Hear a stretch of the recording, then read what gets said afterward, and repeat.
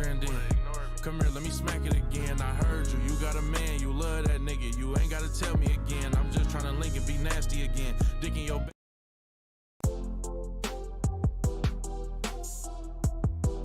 yeah.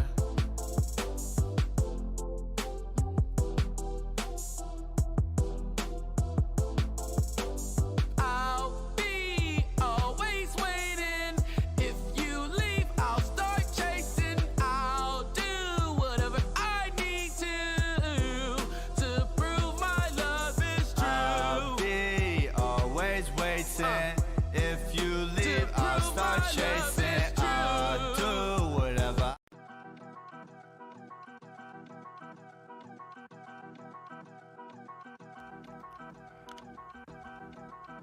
Yeah.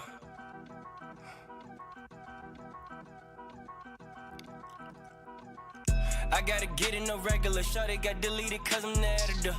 Told her Polina, my mini bar, I need my drugs, they put me on Medicare.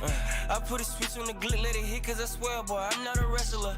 No, I'm not here for no petty boys. On accident, I killed the messenger. This is him, my angel be doing coke. I put 60, so I got a 2 and 4. 10 to 60, I'll make it, so keep it low. So that bitch, I remember like Keisha Cole. I'm in Miami, I stay with my brothers, you know that I be with my day ones. There was some problems, they know outside, but we clean up, we just got some spray guns. These been buried, them these not Ray-Ban. My little white bitch said she need a spray tan. They was just asking for photos. I don't understand why is they hating. Funny, we telling them white and we pull up and spraying. You know that we off them. He asking me for the price and I'm laughing. I'm naming some figures and lost them. Promising me that he dead. These niggas be lying. They like to play possum. Swear that he real as a costume. Pre-see these niggas a possum. What's good, brother? I just saw that Aaron Rodgers ankle. He twisted his ankle. That not look good. Maybe I think a twist is very would be positive. Anticlimactic, bro. That would be anticlimactic. You have to roll out Zach. And ladies and gentlemen, what's up? This the pregame. I'm Norwood right here. That's Reggie over there. Yeah, we just started this Monday Night Football because it's football season. That's what we've been waiting on. And Aaron Rodgers takes one snap, and then his ankle doesn't move a lot. And then we got Zachary Taylor Thomas right into the game. Nah, Aaron Rodgers played the first drive. He played the whole first drive. I just saw Zachary Taylor Thomas on the field. Boy, talk about anticlimactic, Shawty. If they did Hard Knocks and they did all of this stuff for Aaron Rodgers, they didn't change his whole. He has now become the Prince of football. He ain't even got no name. They just call him 8. 8 onto the field. 8. I'm like, damn, I ain't never called Aaron Rodgers no number. Aaron Rodgers has always been Aaron Rodgers. He sat down. Woo. They brought the card out. Hey, so we are doing a live reaction to Aaron Rodgers, who just got hurt on the first drive as a Jet. And they are bringing the cart out from while he's under the blue injury tent. And they are now showing the Jets owner, who has on a diamond-encrusted Jets chain given to him by Sauce Gardner. And AJ, the game, I don't know if the game is on. No, the game's not on break. They're showing it right now. It's 8:57. The Bills have the ball. But Aaron Rodgers may be hurt. But with that being said, we'll keep you updated. Stand up, and then he sat down, and then I was like, oh. And they cut away from it. You better. I caught it on the replay. They cut away from it. They didn't show like everything else. Yo, but who is writing this NFL script, bro? Let us at least see what it looked like. Damn.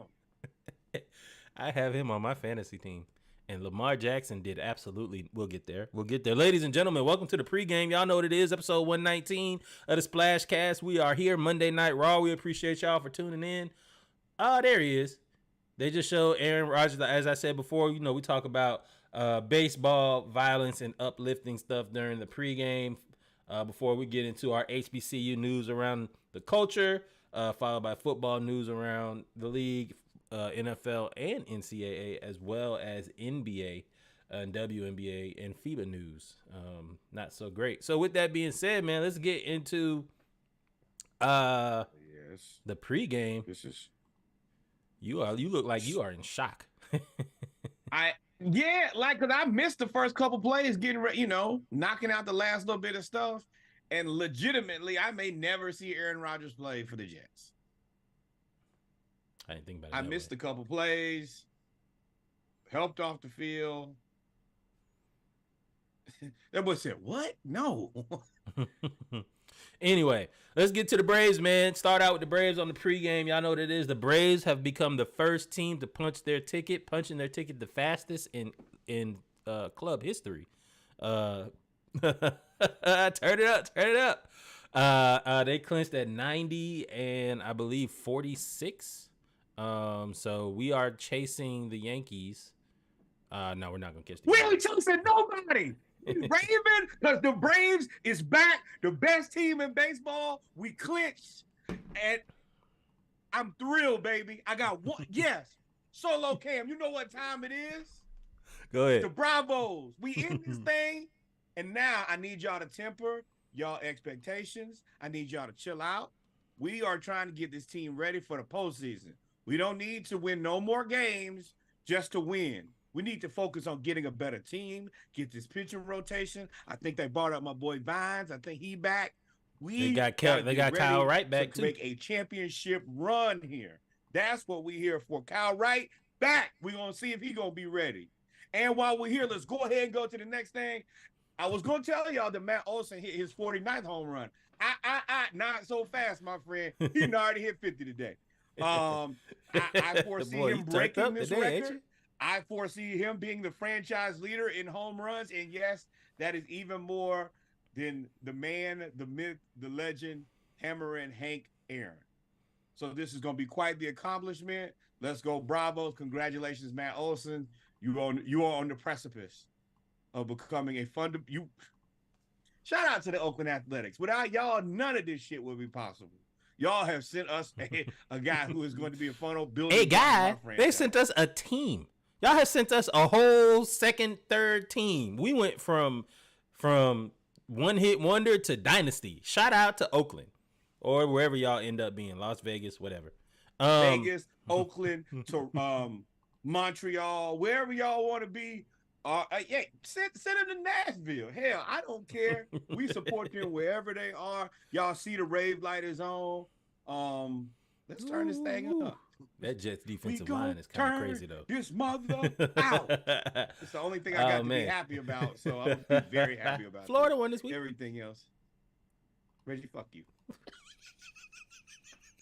You didn't see. Oh well, just slide this in there right now. I ain't gonna waste no time. The Florida people got all happy because we won a game. I said, hey, man, we beat McNeese State. Spurrier would not even let them celebrate a beating McNeese State. Hey, take your pads off. We got practice afterwards. Oh, weight training. Get in the gym. Don't celebrate no McNeese State. That ain't I don't even know their mascot logo. I don't know who the hell McNeese State is. You know what? I don't know where McNeese State is. I don't know where they came from. Anyway, man, have some self-respect. Have some self-respect. When you ain't got it, you ain't got it. Sorry ass Graham Mertz, fire him. Billy Napier, fire him. Hey, bye-bye, baby Billy. You need to take your ass on. But proceed. All right, we're gonna get off. I was just trying to pass through that. That man had to get off, got a rant off his chest. You know. And one thing about my teams, nobody can hate my teams more than I will hate my team. I won't even let anybody have that. No, and I hate Florida right now. But I think that we should get Cliff Kingsbury on the phone. Oh, speaking of Florida, Ben Shelton. We can get right now. Tennis. Sure. Shout out to Coco Gauff, Francis Tiafoe. Ben Shelton and Madison Keys, they all made history by making it to the quarterfinals. 4 Black Americans reached the 4 quarterfinals at a major tournament for the first time in history. Unfortunately, Ben Shelton and Tiafoe ended up having to play each other. But both Coco Gauff advanced and Madison Keys ended up losing in the quarterfinals. But we had 4 there. We had representation.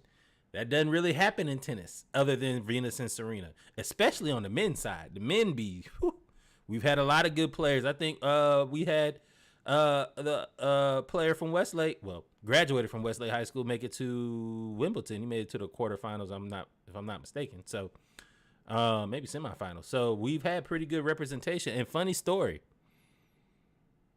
I don't know about Madison Keys, but I know these three. Well, you can't see the arrow, but you see Coco Gauff, TFO, and Shelton all trained in where? Atlanta. Coco is from Atlanta. Yep. All three trained in Atlanta. They actually did a special on it on ESPN, and it's on YouTube where they talk about training in Atlanta. And there's one influential tennis coach here in Atlanta for them. So shout out to all of them, man.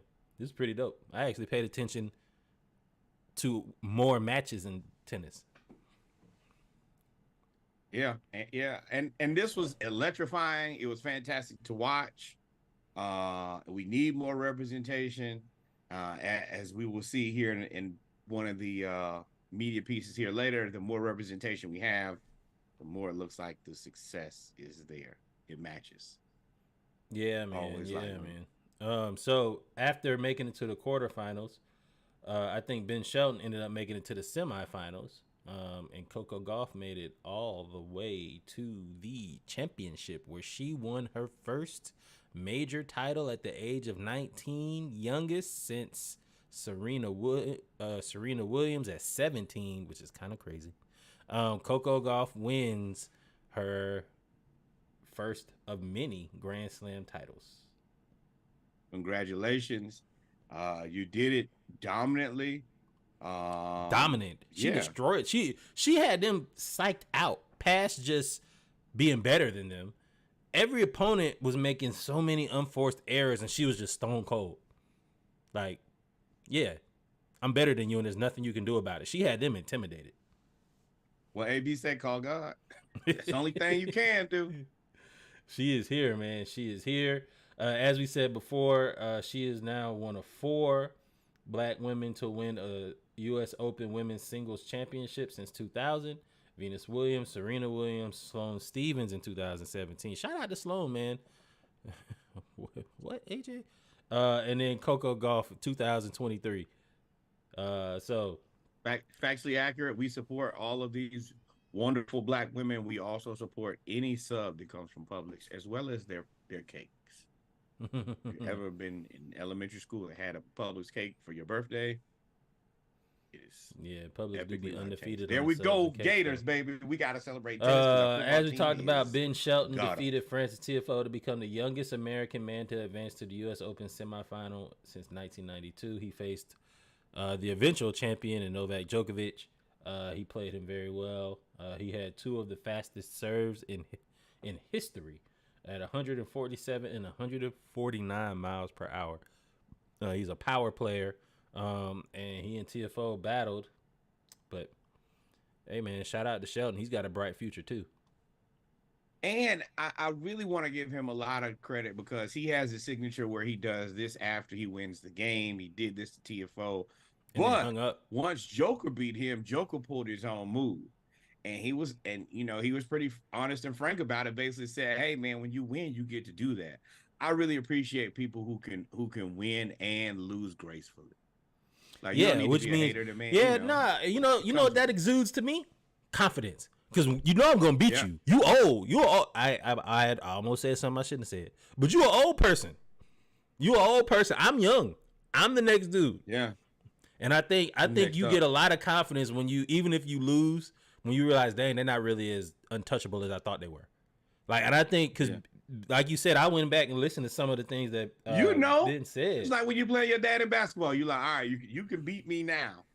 Don't wait till not for much longer, player. You might want to stop right now. Let me tell you what Kenneth Davis did. Problematic for you. Kenneth Davis stopped right there. I said, all right. I said, wait till I hit my growth spurt. He said, you're right. He didn't play me for 12 years. He was like, nope. And then when I played him, he had played it so much. I was so much older. He was so much older. Didn't really feel like a win. I mean, but he beat me when I was like 8 years old. But he was Zachary like Taylor Thomas has the weight of the world on his shoulders. Ooh. This team was supposed to be a Super Bowl contender. And this team, they didn't pay everybody. They didn't pay Quentin Williams. They got Sauce. They got Garrett Wilson at wide receiver. It's just you. It was supposed When to they be got Aaron Dalvin Cook, like the Aaron Rodgers is the piece. And they brought all of Aaron Rodgers' pieces over to the Jets. I'm telling y'all, we're going to get to NFL. This is the pregame. But listen, a bombshell dropped. Aaron Rodgers has been taken out of the game, and Zachary Wilson, a.k.a. Zachary Taylor Thomas, is on the field, down 3-0. He's going to have to earn his name this year. And we're going to get a chance to see. Aaron Rodgers like, yeah, I hope to pass this back to him in 3 years and let him take it over. That boy said, how about 3 plays? 3 plays. And you right back. This right back. Trash. Ooh, do you know? Oh, okay. We'll get there. Finally, in the pregame. So, if y'all remember the episode of The Fresh Prince of Bel-Air where Jeffrey had a secret and he took out the tape and it was him. He caught a cab during a marathon and ended up winning in like 1986. Before he was so embarrassed that he came over to America as a butler and everybody laughed at him. Apparently, this happened in real life too. Recently, 11,000 runners were disqualified from Mexico City after being found to have cut the course at some point during the race, according to Marca, the source. 11,000. 11,000. Of Let me tell you, there are about 30,000 total people at a time that go to Hampton University. So that is 2 full schools of people who was like, nah, I'm just going to cheat. Hey, if you ain't cheating, you ain't trying. And at least it was a group of y'all. It's sick, though. I have 2 thoughts Maybe just about got this. tired. This is 11,000 people in a marathon. That's like Jimmy Pam did that on The Office. Sick, boy. I feel like this was either a setup and something wasn't marked correctly, because I could see maybe number 1 and number 2 cheating, maybe even number 100, but number 10,999 is like, I'm gonna take this path. You a sorry ass cheater. 10,999. What at this point? What are you doing? What are you doing this for? Ooh, the Bills are disrespecting the Jets right now. Yeah. So who is there? You're not gonna respect that quarterback with the do-rag on. They have blitzed every time. Not the do-rag. I'm gonna tell you right now. But also, this is my second thing. Wait, time out. This is my second thing on the marathon. Maybe the marathon a little too difficult. Maybe y'all need to reroute this mug. If 11,000 people had to cheat, maybe, just maybe, you need to think about rerouting this marathon on some flat land. I don't know. But that's it, man. I don't know what to do about this Aaron Rodgers situation. The Bills they are blitzing every down. They don't believe in him at all. That's my answer. They blitzed again and sacked him again. They don't care. This is the worst thing that could possibly happen to the NFL. Make him, that's the right answer. That's good football. Yeah. This guy who the team hated last year, make him beat you. If he can't beat you, I don't trust you at all. Once again, I'm gonna go ahead and have an award for him. Gas station sushi, Zachary Taylor Thomas. I don't trust you at all. Man, I trusted Israel Adonijah though. I thought that this was just gonna be a terrible picture, right? I thought this was the Cowboys versus Giants. The way he got it. There's a lot of jokes here. There's inappropriate jokes. There's appropriate jokes. There's sports jokes. There's a lot of jokes. We're just gonna keep it moving. Sean Strickland basically just applied pressure to Izzy the whole fight and ended up knocking Izzy off his feet for the first time in his career. Under pressure. Look at that. Punching him all upside the head. Hey, stop punching me. You know how you don't know because you don't have an older brother. But yes, as a little brother, when your brother got you and there's no place for you to go, that is what it looks like. And you just got punched so many times. Shout out to Ice Cold Alpha Josh for reminding us that the Drake curse is real. Drake, hey man, look, stop announcing.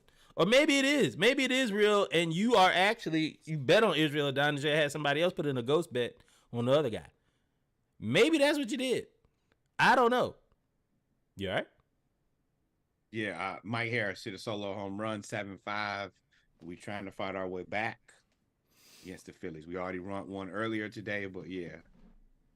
pitching. We got to. Hey, you can't give up no 7 runs, man. It was a bullpen day. It was a double header. We had Morton, and then we ain't had no. I think we did a bullpen day. But yeah, Izzy lost, man. He did have good sportsmanship. He raised Strickland's hand.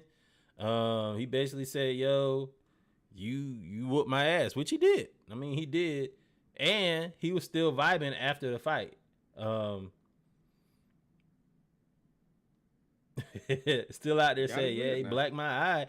And the funny thing is, when you're a UFC fighter, you can do this because can't no regular person in your comments whoop your ass. What you gonna say? Ha ha ha! Don't get over here playing. I will beat your ass for sure. Everything else in the UFC, I can get beat. I like how he took the loss. He said, you know, after this, I'm gonna spend some time with my family.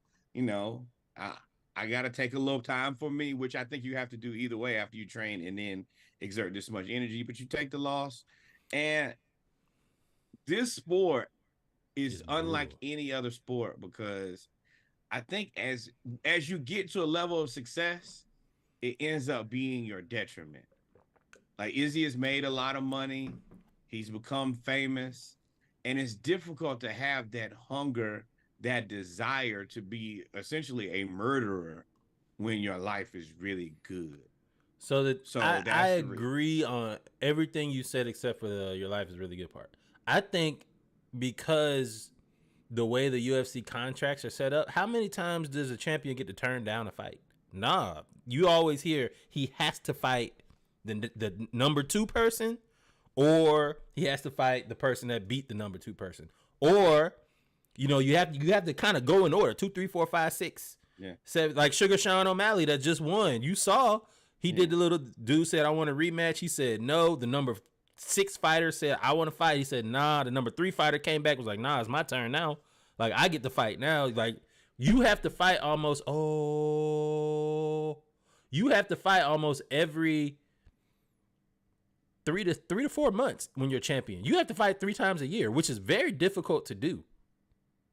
But I also think that just the fact that it's like Conor McGregor. When he was at his apex, he's fighting his ass off. But once you make that type of money, AJ. It's difficult to like summon up that I gotta do it every night. Because I don't gotta do it no more. I'm rich. And the women are beautiful. And life is good. Yeah, I ain't got that anger no more. I ain't mad about what. I'm gonna go home and live it up. Yeah, man. So I think Izzy, it's interesting to see how long this guy stays champion because I think there is a rematch clause that you have to have. So he may rematch him if he wants to. We'll see. But, ladies and gentlemen, we've come to the end of the Splashcast pregame, episode 119. Got a few things we're going to talk about in our Around the League Monday Night Raw edition, HBCU news around the culture. Got football, as well as a little bit of basketball. In pregame, we talked about Izzy, Coco, and the Braves clinching in Norwood raved as Olsen hit number 51. 50. 51 is on the way. Mike Harris hit a home run to take us from 7-4 to 7-5.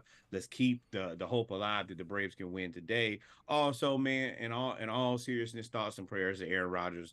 I really wanted to see him play for the Jets. I wanted to see them have. I wanted to see this story unfold for real. I did. Yeah, like I wanted it to be whatever it was gonna be. I didn't want to see that. It was either gonna be a circus or it was gonna be a championship run. But I think that I want to see them do that. I don't want to see this be canceled before we even get a chance. This is the season that we love, man. You know, and you NFL script writers, fix this right now. Get in the editing room. It needs to be a strained calf muscle. See him next week. Yeah, man. Y'all go take about 2 minutes. We'll be right back. If you're listening, click on over to the Monday Night Raw episode 119 Around the League edition of the Splashcast. Also, I think it's 48 coming out on Wednesday, right? Yeah, and I got some razzle dazzle for y'all this week. Yeah, got some good stuff. Oh, what in the Josh Allen.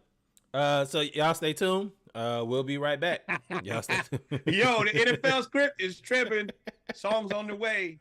We see y'all Songs soon. on the way. www.splashcast.com. Like, follow, subscribe. Peace.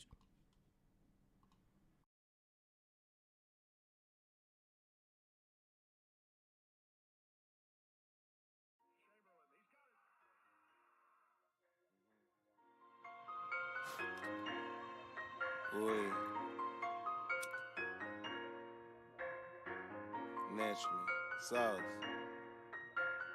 Babe, you say you down for me for real. Let me slut your bestie. 100-round drums of loaded steel. Case they try to test me. K got silver bullets in a blade, so I call him Wesley. Big old booty bitch with chocolate skin. Save the number, it's Nestle. Dripping too hard fast and trying to arrest me. Trick tried to dance on the bitch, think he Presley. Look in the cabinet, drink grandmama medicine. Email your man on JPay, fuck a letter send. Drop a few bucks on that phone, that's a pair of kicks. Sauce rather ride with this hoe than a pair of bricks. Gotta stay smashing and splashing these hoes.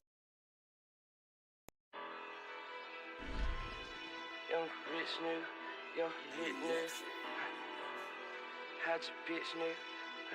And don't make it look like you moving.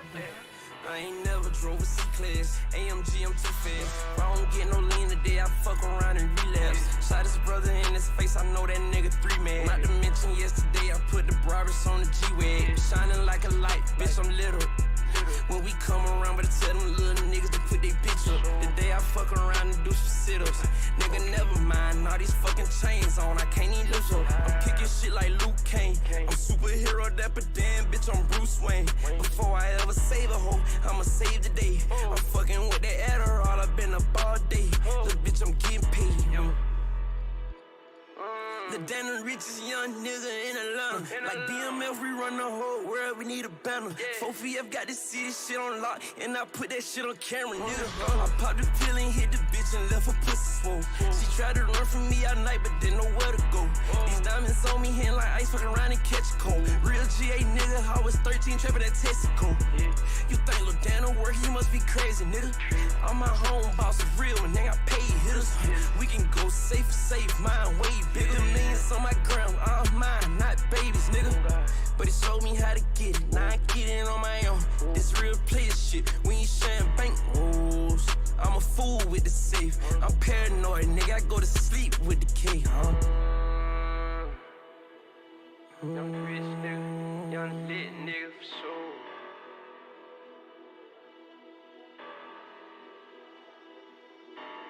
I told Matt to come and punch me in. Yeah, I'm turning active when we landed, ain't no tapping in. My little brother scrapped up. I was fucking with the Mexican, I kept fucking my sack up. I put Mazda's business Porsches in the hood before the draft stuff. Something ever happened to me, call her Danum, that's my backup. 8 million out of spot with 9 choppers for the jackals. They just stepped on what you call it, how the fuck y'all let that happen? Why some niggas take a plea and shot, I know the shot ain't happen. Dalvin who? Dalvin who? Welcome, ladies and gentlemen. Welcome, ladies and gentlemen, to episode 119 of the Splash Cast, the Around the League edition, Monday Night Raw. I am your co-host, Reggie. I'm your co-host, Norwood. We are back. We are 100% of your home HBCU homeboys. We are ready to get it in. Also, Garrett Wilson, you are an idiot. Please do not celebrate. Instead of celebrating somebody else's touchdown, block the man. Damn fool. So, as you guys know, if you are, welcome everybody that's been tuned in with us. We just finished the pregame. If you clicked on over from the pregame, you know that as of this taping today, 9/11, thoughts and prayers to the families of the victims of 9/11. We always want to send a thank you up to the heroes that gave their lives to save everyone else and stand up for the freedoms of this country. RIP to those. Always remember 9/11. Yeah, Garrett Wilson. As of this taping, the Jets are playing the Bills. Aaron Rodgers has twisted his ankle. And Breece Hall, who was the rookie of the year, or should have been if he wasn't, even though he tore his ACL, coming back from a torn ACL, just broke a 98-yard run, or would have been a touchdown run, if it wasn't for Garrett Wilson, who didn't block the last cornerback and was celebrating. Doing this. Norwood is big man. Look on tape. I cannot wait for them to watch this. Son, you had one job. You're celebrating for another man's touchdown instead of you put your hands in the air instead of putting your hands on somebody. That's a problem. We can't win Oh like my this. God. Oh Now my we're in 3rd God. and 5, and you might mess around, have to kick a field goal. Bonehead. Welcome, ladies. It's a lot of stupid football. So much stupid football. Oh, there it is, right there. There it is. There it is. This is what happens. We started the pregame off with a Florida rant. Now we starting the show off with a receiver rant. It's football season, ladies and gentlemen. In case you didn't know, I hate stupid. Like I don't know what happened this summer where people forgot about football altogether. well, let's get started, man. Y'all know what it is when it comes to the Splashcast Monday Night Raw. We start off with our HBCU news around the culture. It was week 2. HBCU, some big games in the SWAC, MEAC as well. CIAA had some good games as well. I want to say all of my teams lost in the HBCU section. Like anybody that I'm affiliated with, except for maybe Virginia State. I think all my teams lost. Shout out to Candace. No.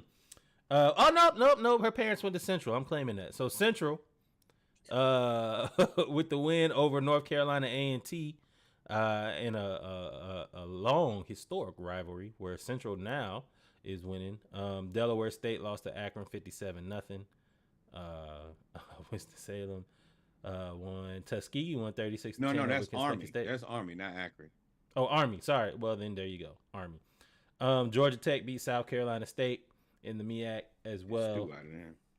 So there are some other games, but in the SWAC, look at that score right there. Miles College upset Alabama State. Woo! Now that is very interesting. See that coming. Alabama State was riding high. They just beat Southern in week 1, which may not be as much of an accomplishment as you think after this week. And then they go and lose to Miles College. Goes Frazier. As well. So it's kind of hard to see. Some of these other, I'm gonna go here. I'm just going to the scoreboard. Go to the SWAC. Let's do it that way. Sorry, y'all. It's a little easier for me to see the scores. And let's go hide that. And boom. There we go. So Bethune-Cookman play Miami. Grambling play LSU. And I really just wanted to show y'all this Grambling LSU score because I wanted y'all to know that it was not as bad as it looks. It looks bad. It's 72-10. It's 72-10. But at the end of the first quarter, it was 14-10. Yeah, they LSU. I'm gonna tell you exactly what happened with this game. LSU struggled with Grambling in the first quarter. Struggled. It was a dog fight. I'm looking because college football in elite levels this week, and I'm looking like I keep looking and I keep expecting things to get out of hand. And they didn't put him in. He's booted and shoulder padded off. This is very bad. High ankle sprain. Which that's the basketball. Yeah, that's the 5. That's Aaron Rodgers has now been taken. I don't know. We may call this the running Aaron Rodgers update. I don't know, but he has now been taking pads off in a boot after 3 plays. Yo, they said that his whole highlight tape was him running in with the flag. It's messed up, but it was funny as hell. But back to Grambling, man. Grambling and LSU had a dogfight, and then after that, LSU, I think they took high offense to that and proceeded to put a basketball score up on them. Jaden Daniels threw 4 touchdowns in the second half. The second quarter alone. Because I was ready for them to trick it off, Saki. DM your sister and be like, y'all gonna lose the Grambling too, huh? Y'all losing the HBCUs now. No. They would have ran Brian Kelly out of there. Yo, Quentin Williams is unstoppable. Texas Southern, another basketball score against Toledo. This one was never in check. It was 22-0 in the first 2 minutes. It was 22-0. Bethune-Cookman beat Savannah State. If you remember, Savannah State had, I believe, they joined the MEAC, and then they left, and now they're back in 1AA. Well, I'm sorry, division. I don't know what you call it. But Bethune-Cookman won 31-6, getting their first win of the season. Miles College, as we said before, beat Alabama State 21-17 with 14 unanswered points in the fourth quarter. Kind of crazy. Hey, another struggle win. South Florida. Now, we said this on Saturday Morning Live. We were like, South Florida gonna have a problem with and they had a problem the whole game. There was no point where they were just running away with this. And this is the one that I kept refreshing. I was like, come on, fam, you can do it. You can do because it. At one point you it was tied do 14-14 and deep into the second quarter. And I was like, I want to say they had a turnover that they ended up getting a field goal off of because it was about to be 21-21 at halftime. We was all Rattlers on Saturday, let me tell you. I wanted that win so bad. Because, I'd be ready to go to work like, oh, man. USF, huh? And I already hate USF and UCF because they think that they're like legitimate football schools. And I'm like, hey. Yo, they about to be in UCF going to the Big 12 now. They're going to be playing Dion. USF, yeah. Yes, this is the school that went undefeated that year and then decided to tell everybody that they went undefeated. UCF, even though they right? didn't play anybody. Yeah. Mm-hmm. Alabama A&M beat the hell out of Lane College. Stephen F. Austin beat Alcorn State. Tennessee State wins and beats out Arkansas Pine Bluff. Nice. Southern. They scored on the first drive and the last drive and scored nothing and did nothing in between. What? Yeah, you almost sure for beginning of the game, end of the game, son. There you doing now. And Jackson gotta play State, 48 minutes. Jackson State had a busted coverage screenplay go for 90 yards, and that was kind of the backbreaker when Southern had finally cut it down to a 3-point lead. And then Prairie View played Abilene Christian and lost as well. But overall, in Black College, they were really well represented, I think, in those games where they, other than Toledo and Texas Southern, they showed that they can hang with some of these teams like the Grambling LSU game in the first quarter or FAMU versus South Florida. You just kind of need, they don't have the depth, and we always run out of steam like in the second half. Exactly. That is, I think, more the indictment than the skill level. Now, there's a skill level and just offensive line, defensive line, there's going to be a size difference. But the depth of these schools where you have these 3-star, 4-star, 5-star back to back to back, just as the game progresses, you're going to run out. Yeah, man. So I saved this for the last one. Now, I take this loss with a grain of salt. It still sucks for Hampton to lose to Norfolk State, even though they played them at Norfolk. Now, the thing is, I've heard two different reports, but in both reports, the number is large.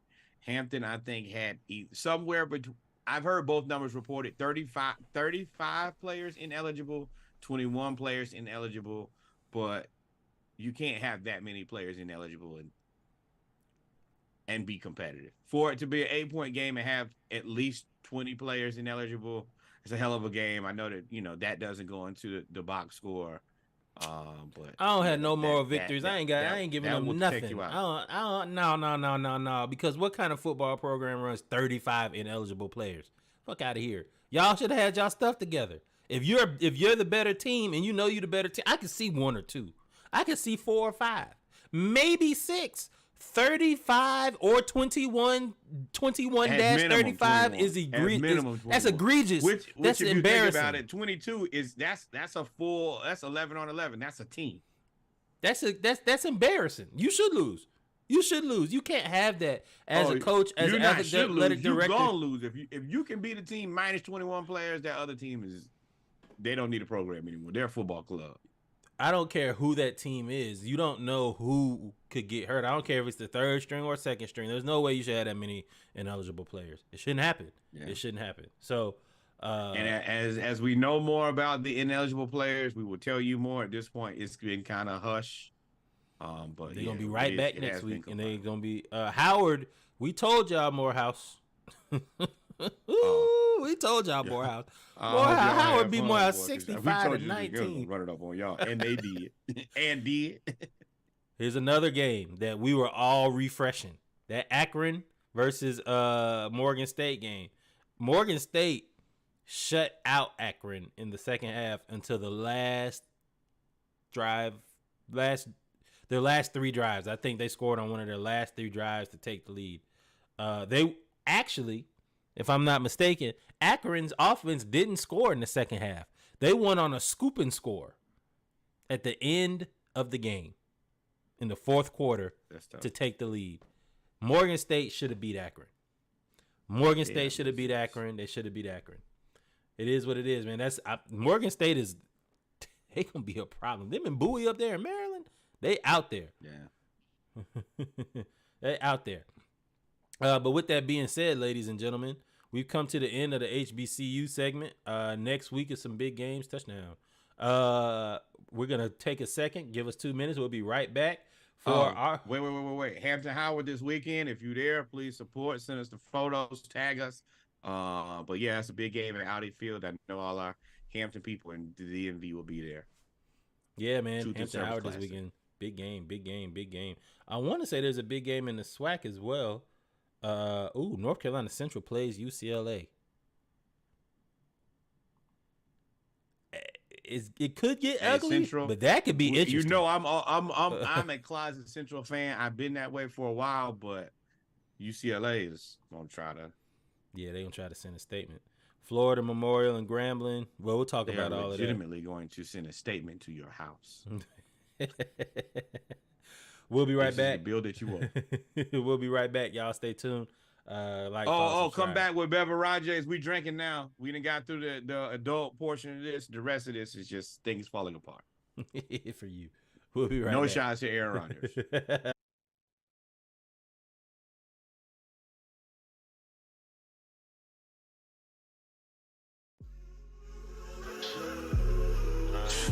I still with Master P, you know? Fact. Ghetto. Gold presidential on my wrist like Master P. I get so fresh that they can't wear it after me. No, you ain't gon' find this in the mall, stop asking me. Exclusive jacket, I look like it's fashion week. Double cup shorty, RIP to Pimp C. Quit the drink last week, I'm sipping this week. No, I can't sell you no line, stop asking me. Expensive jacket, I look like it's fashion week. Double cup shorty, RIP to DJ Screw. Drink promethazine, no, this ain't no absolute. Yeah, fresh as hell, expensive threads down to my shoe. Walk hard, got her teeth hurt, now it's hard to chew. I can't lie, I love Ricky and Louis, it's hard to choose. Me and Goyard got a relationship, that's my boo. 200 miles PH with a say on the dash, I'm on the move. 200K large, what I pay for this kit, I got the proof. You know, fake as hell, telling kid stories like Dr. Seuss. For that cheese on the low, they prostitute. I'm in a brand new AMG 63, ain't by the coupe. Louis jersey on my back like I came out the locker room. Go presidential on my wrist like Master P. I get so fresh that they can't wear it after me. No, you ain't gon' find this in the mall, stop asking me. Exclusive jacket, I look like it's fashion week. Double cup shorty, RIP to Pimp C. Quit the drink last week, I'm sipping this week. No, I can't sell you no line, stop asking me. Expensive jacket, I look like it's fashion week. Made a couple hundred in Paris on fashion week. Came back, slid through the block so casually. Expensive jacket is mink from overseas. Casual white tee, my J's from 03. Knocked the Louis from Philly, took her to eat. She really couldn't handle it. I'm 2P, I ain't into tricking it. It's not me. No, this ain't the regular Porsche. I spent 3. Today I might do the plat rollie to match peas. I was selling peas in 07 playing that G's. Gotta make sure I'm on toes and get greasy. Stock 21 in the pole, it's not easy. Go presidential on my wrist like Master P. I get so fresh that they can't wear it after me. No, you ain't gon' find this in the mall, stop asking me. Exclusive jacket, I look like it's fashion week. Double cup shorty, RIP to Pimp C. Quit the drink last week, I'm sipping this week. No, I can't sell you no line, stop asking me. Expensive jacket, I look like it's fashion week. Trapping in Bottega, I just sold some peas and fast.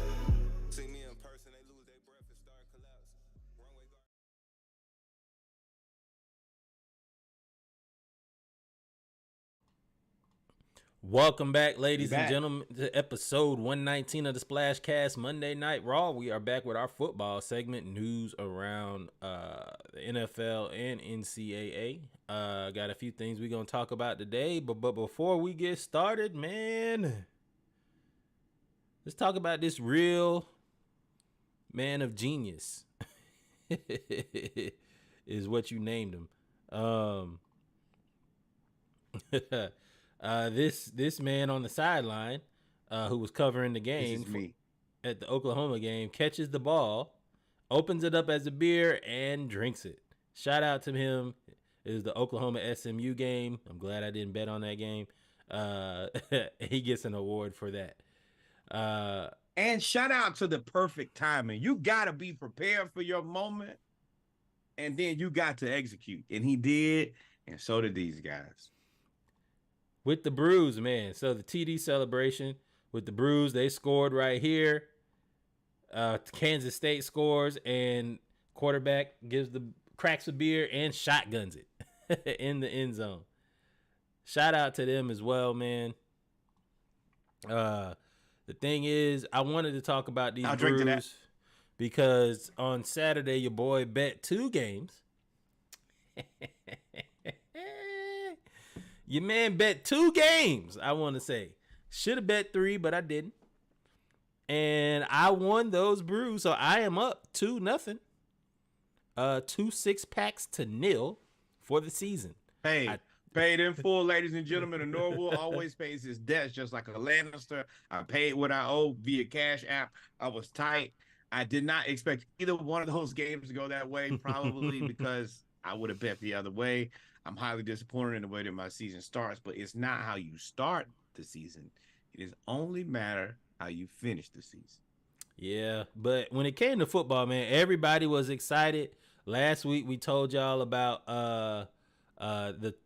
hey, let's update them. Norwood, Charter and Spectre, interception bills. Charter and Spectre. Or Spectrum. Yes, Charter back, Spectrum baby. has come to a deal. Whatever it is, we are back. Let me tell y'all. Number one, it was no longer a problem for me, man. I had called in the reinforcements. I'm gonna tell y'all as we look at LeBron's like you plugged into the matrix. My setup is not that setup. It's not that. It's a little hookup crook. But let me tell you, I had 3 screens going at the same time. And then at one point, I had the 2 games here split so that I could watch 2 games on my TV. This is what I need. Sometimes you see things in life and they allow you to know where you need to go next. And this LeBron's elite college football setup makes me envious. Yeah, man. So Spectrum and Charter, as we said, they've come to a deal. And y'all got like some exclusive stuff.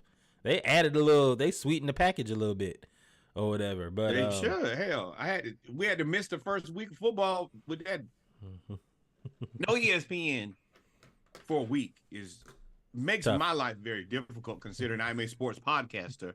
And yeah, I had no answer. When they take it out of your cable package, there is no answer. There is no, hey, I need to speak to the manager. Ain't no manager to talk to. Shut the hell up. When we fix it, we fix it. They knew they had to fix it before this 9/11 Jets game, though. They knew that. It was, hey, we're going to fix this or it's going to be bad for everybody. And I can only imagine how many customers both parties have lost here. So you were talking about your setup and how you had like the word that I can't say here, but I can say it. The nigga rig setup. So you had that, and instead you said you wanted what LeBron had. No, mine just ain't LeBron's. I got a big screen, I got a computer monitor, and I have a big computer monitor. LeBron got 9 big screens as one big screen. Big block. Then he got the L.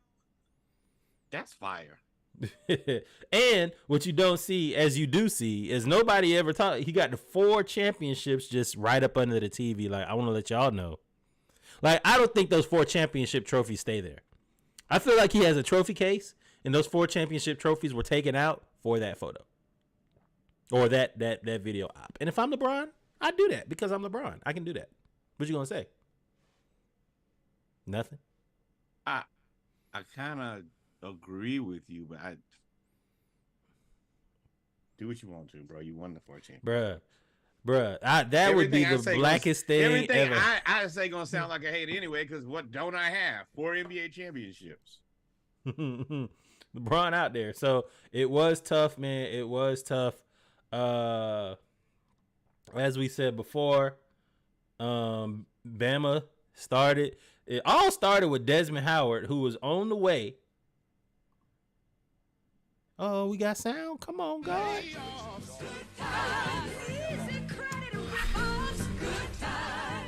Oh, yes, we do. Desmond Howard is walking into the Alabama airport in a Texas shirt. Everybody's just assuming Caleb Williams go number 1 overall in the NFL draft. With a Texas shirt and with his Texas shirt and the white chair. And the white chair obviously is a reference to the Montgomery beatdown that we saw at the Ferry. And it's hilarious that he had the audacity to walk into Alabama doing that. And then Desmond Howard had that on stage at game day with the Texas Longhorns logo on the white chair as he picked the Texas Longhorns to beat Alabama. The white chair has become a symbol of strength for the African American community. Similar to the I saw a lady today when they say that they don't provide you a seat at the table. Bring your own white folding chair. I said, oh, Lord.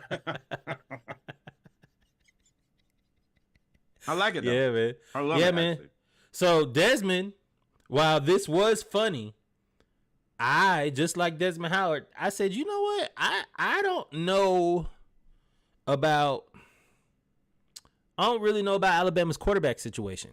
Nobody has out – they picked Jalen Milroe. Whenever a team like Nick Saban – a coach like Nick Saban says you'll find out who the quarterback is, and he doesn't name until like the day before, 2 days before, that means ain't nobody separated themselves. Nobody. Oh, So- I think he's definitely celebrated himself. So Jalen Milroe? Separates, not celebrate. There's nothing to celebrate, but he has definitely separated himself as a halfback. That dude is not a quarterback. Would not be on my team. Not now, not ever. No. I said that the whole game. We have a chat, of course, because it's Splashcast versus the world. Shout out to the world. Always remember, like, follow, subscribe. But I kept saying, Nick Saban, bench this kid. Take him out. He is not it. And Nick Saban rode down that Old Town Road with that, and that was embarrassing. So Texas ended up going into Alabama and beating Alabama 34-24, outscoring them 21-8 in the fourth quarter to win by 10. Uh-oh. Are you? What happened? Nothing. We still rocking. Oh, okay. Quinn Ewers threw for 349 yards, but the person on this photo that I want to bring y'all a chance to, the Georgia Bulldogs lost their best receiver last year to the transfer portal. A.D. Mitchell, Adonai Mitchell. He is known as the Bama Killer. I called him that from now on. He had all of the clutch catches for Georgia in the playoffs came from him the last 2 seasons. Even though he was hurt, he transferred to Texas so that he could be with his newborn daughter, according to him. Of course, I'm sure there were some convincing from some dead presidents as well. But with that being said, A.D. Mitchell had 3 catches for 78 yards and 2 touchdowns, both touchdowns coming in the second half. Steve Sarkisian, I thought we said that this was going to be an introduction for Texas into the SEC this year. I don't think this is the introduction you were talking about, because this has garnered this is the best thing that can happen for the SEC commissioner in the SEC. The worst thing that can happen for Alabama. But they are about to make a bunch of money and hit a bunch of recruiting by beating Alabama in Alabama. Ooh, Yeah. that. And also, I'm going to be frank. I don't think that Texas was a better team. I think that Nick Saban sticking with Milroe was not the answer. He should have abandoned that quarterback so early. And I'm going to repeat it until they do something about it. If they don't, then yeah. But he was not able to really play the position as a quarterback. He was basically just out there running. And I know that everybody immediately says, well, Alabama typically doesn't have very good quarterbacks, but they do have game managers that can make easy open. 4 quarterbacks are in the league starting. But when I say good, I mean like good quarterback. Y'all gotta let that go. They got the last 4 are in the league starting. Who? Hold on. Hurts. Who else? Tua. Mac Jones. Good when healthy. Trash. In the league. I say he's in the league starting. Yeah. There's another one too. There's a 4th one too. I Mac can't think of Jones who it not is. A world beater by any stretch of the imagination. But all of those guys are perfect examples. They can throw. They can make the easy open throws. Milroe, move the halfback, son. You are a skill position, just not the quarterback. You need to find a new position. And Nick Saban, Don, I just didn't expect him to double down on that, and he did. That's I agree with you. Milroe probably shouldn't be playing quarterback, but I ain't gonna put this all on him.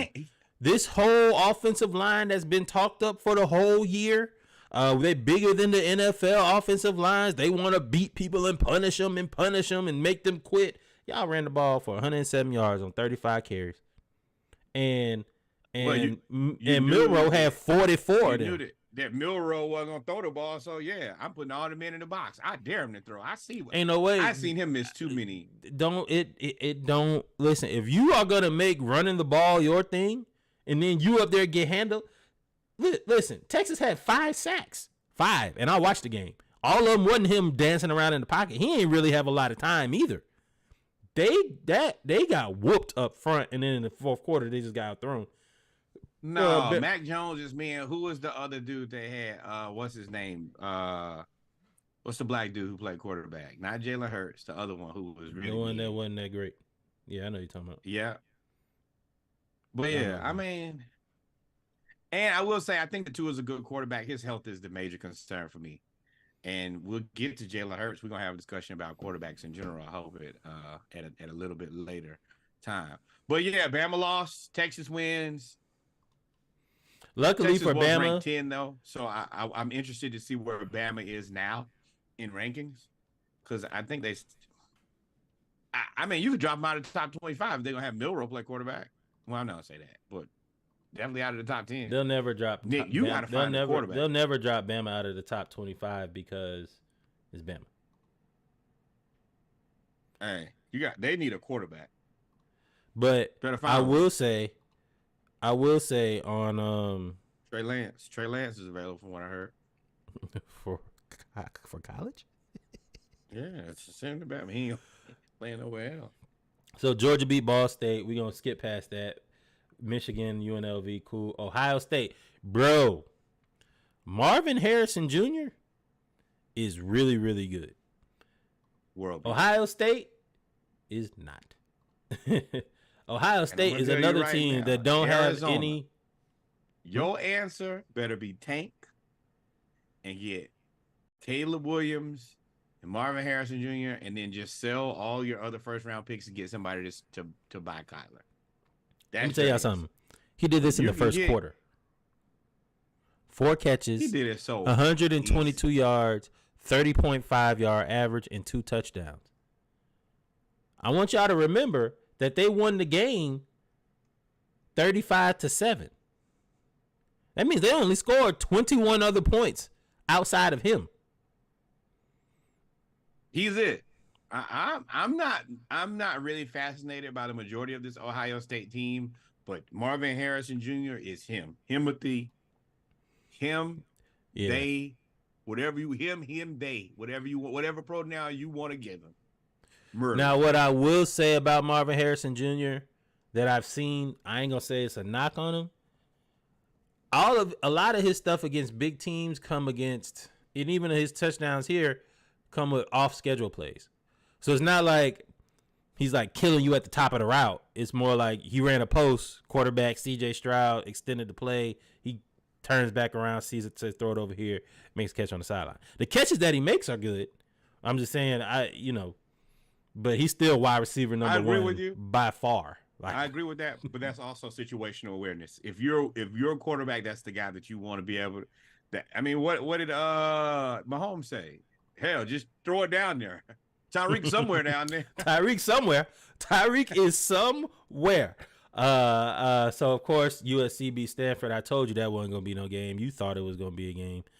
Penn State 63-7. Blase. Well, they not. I didn't expect them to send Stanford's quarterback to the tent on the first or second drive. Yeah, you knock out their quarterback. That's gonna be a game changer. Your boy Bear Alexander is legit. I am very, very interested in seeing the September 30th showdown between USC and Colorado. I want to see. I've had a lot of people tell me a lot of things. They believe that Caleb Williams and Shedeur Sanders are in the same category. I am in the strong disbelief on that. I'm interested to see them play on the same field at the same time. And matter of fact, can we go to Colorado and well, hold on. So this is a sleeper team that I like. Washington. Everybody, they got all these old dudes on the team. A lot of old dudes, a lot of 24, 23, 24s. And then before we move on, Notre Dame and of course North Carolina State. Utah beat Baylor even with their backup. Oregon, I told y'all, I called this game. I said, look, Oregon gonna try to outscore Texas Tech. They better play some defense. And they had to score 20 points in the fourth quarter to win the game. Because they were about to lose. So for me, that Oregon game, I don't want to throw the baby out with the bathwater. They played awful for the majority of that game. You have to beat Texas Tech if you're who they believe you to be. But scoring 20 points when you absolutely need it, it says a lot. They closed that game out how they were supposed to with the pick six. And I honestly think that game, while it was very bad, does them more good than bad. I think that a growth game. I agree. It's a growth game. Yep. Yeah, that's going to be their wake-up game. And once again, that's another game on Colorado's schedule that I think could be a very, very big problem for them in the future. And then we'll get to Colorado real after this. I just wanted to point out this struggle win. We ain't got a deep dive into it or nothing. Austin Peay and Tennessee. Until the last drive of the second half, it was 6-6. Go ahead. Call on me. Go ahead. Who told y'all not to believe in Tennessee? I did. I told y'all it's trick bag. Do not believe in Knoxville. Don't believe in Rocky Top. Everybody's like, no, Norwood. This is their year. Well, hell, they pay Austin Peay and look like they was struggling for the majority of this game. And I tried to tell y'all know when I'm wrong, I'm gonna come on here and say I was wrong. And when I was right, I'm gonna tell y'all that I was right. And y'all do not believe in Tennessee. They are not who they think you think they are. Dang, not Tennessee. And then finally, man, we're finally here. So Colorado in a game that we knew they were gonna win. I don't think anybody picked. I think Colorado was the favorite before the season started in this game. I think the line was almost even before the season started, and then of course once they beat TCU, they were the favorite. It was an interesting 180 that they've had within 1 week. Against TCU, they were supposed to get blown out. They were supposed to get beat, according to everybody in the summer, right? They're supposed to get beat. They had the worst roster in football. They had Deion flip the roster. They said all those things, and it seems to be working out. What I like about this is Deion is King Petty. And what makes Deion is that he embraces everything. Whatever it is, you want to be hallelujah, thank you, Jesus. I'm gonna preach right there with you. You want me to be straight from Florida, North Florida? I'm right there with you. I had a Jerry curl in 88. What you talking about? You know what I mean? If you want to get petty, you want to talk in the media, you want to call me out, you want to do these things, don't act like you want to back down when I call you on your petty. And that seems to have been passed up from father to son, shut in. What do I mean by that? Shedeur Sanders was out there warming up, and he's got the Beats. He's got the Beats NIL. He's got the Rolex NIL. He's got the Mercedes NIL. And he's got the Tom Brady NIL. So he's out there just full NIL'd out, warming up. And Nebraska players decide to come talk some noise to him. And this is Rick Ross. Hold on. And broke on the ball and made a play. So good. So good. I loved it when you get set up and all you do now is just. That is not what we wanted to hear. What Rick Ross is basically saying that this is the new celebration. When people start talking to you crazy, you just show them what's on your wrist. Very similar to the same thing that Shedeur Sanders did. That is a beautiful, it looks like a Tiffany Rolex. I'll probably never be able to afford one of those because I have a regular job and inflation is real. But outside of that, I'm conflicted about this. Like it because you had no business walking over there. Look at the coach. The coach come give him dap and everything. Yeah. Nah. Don't come talk. No. I like it. Don't come talk to me. Don't come talk to me, bro. You don't get to what? This is some. Listen, Deion said in the pregame, this is personal. Now I will say, I ain't gonna say that. I ain't gonna hate. It's gonna be hate. I'm gonna hate. Whatever. I'm gonna do it. Deion be recycling in pregame speeches now. He be recycling them. It be there, but it worked though. So Deion, I want to put this game into context, man. Nebraska's not a very good team. Nebraska is not expected to have, a very good season. Colorado beat them, sure. And I want to be clear about this. Shedeur looked very regular in the first half. And if not for the terrible quarterback play of Nebraska, I think Nebraska could have and should have beat them, to be completely honest. I don't believe that. I don't believe that. I think Nebraska would have been closer. I don't think they would have beat them. I think that it's going to be very interesting because there are two things about Shedeur. I think when given time, he can be dangerously accurate. His accuracy is on point. But what I do notice is he does not like a pass rush. And I think that as the teams that he plays get better and better, he is going to have more and more issues with the pass rush. By the time that he sees Bear Alexander at USC, it's going to be a very, very scary time because the kids from Nebraska, that D-line, I don't think that they have a very good defense, but they look very good in the pass rush. Nebraska does. That is actually supposed to be that's supposed to be one of their good guys on defense is their D-line and their secondary. Their linebackers is where middle of the field is where they got attacked. Shedeur, you're right, does not like a pass rush. I don't know any quarterback that does. Look at they showing Garrett Wilson not going to block 47. And now they're down 13-3.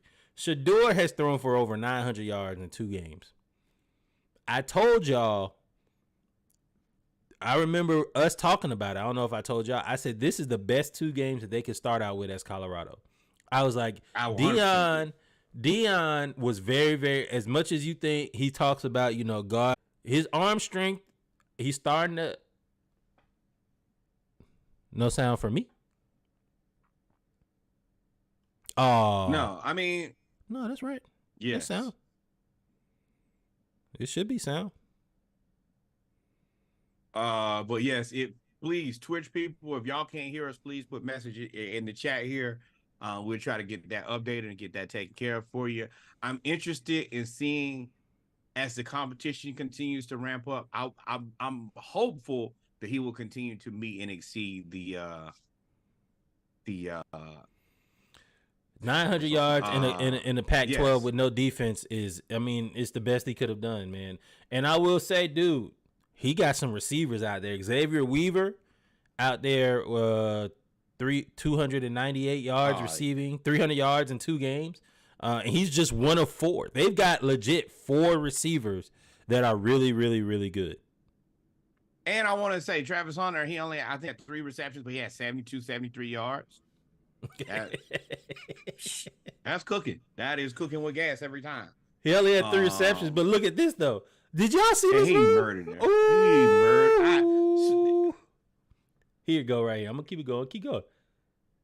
Travis Hunter just did a simple. Here you go, right here. I'm gonna keep it going. Keep going. Travis Hunter just did a simple comeback. A simple comeback. And then both of y'all get out the way.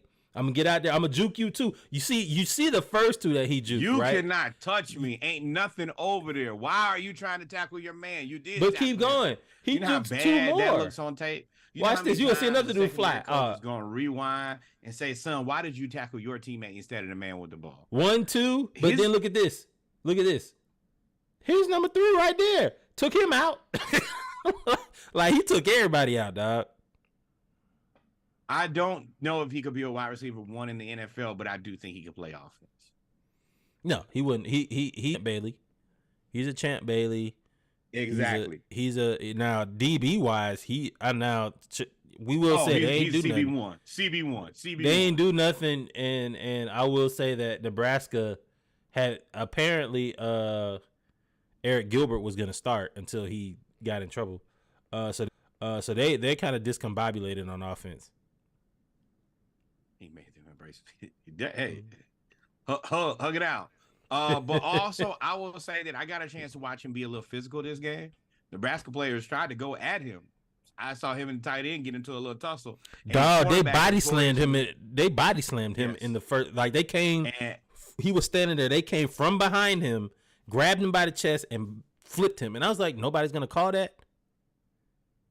And cornerbacks notoriously not the guys who want to be the most physical. Deion Sanders himself saying, I don't really do too much tackling. Travis Hunter, I know that he has the D on his chest for dog, but I'm becoming more and more a believer every week. Yeah, he to his credit, he didn't let him phase him. He didn't let it phase him. And if you get physical with corners, they're like receivers in that manner.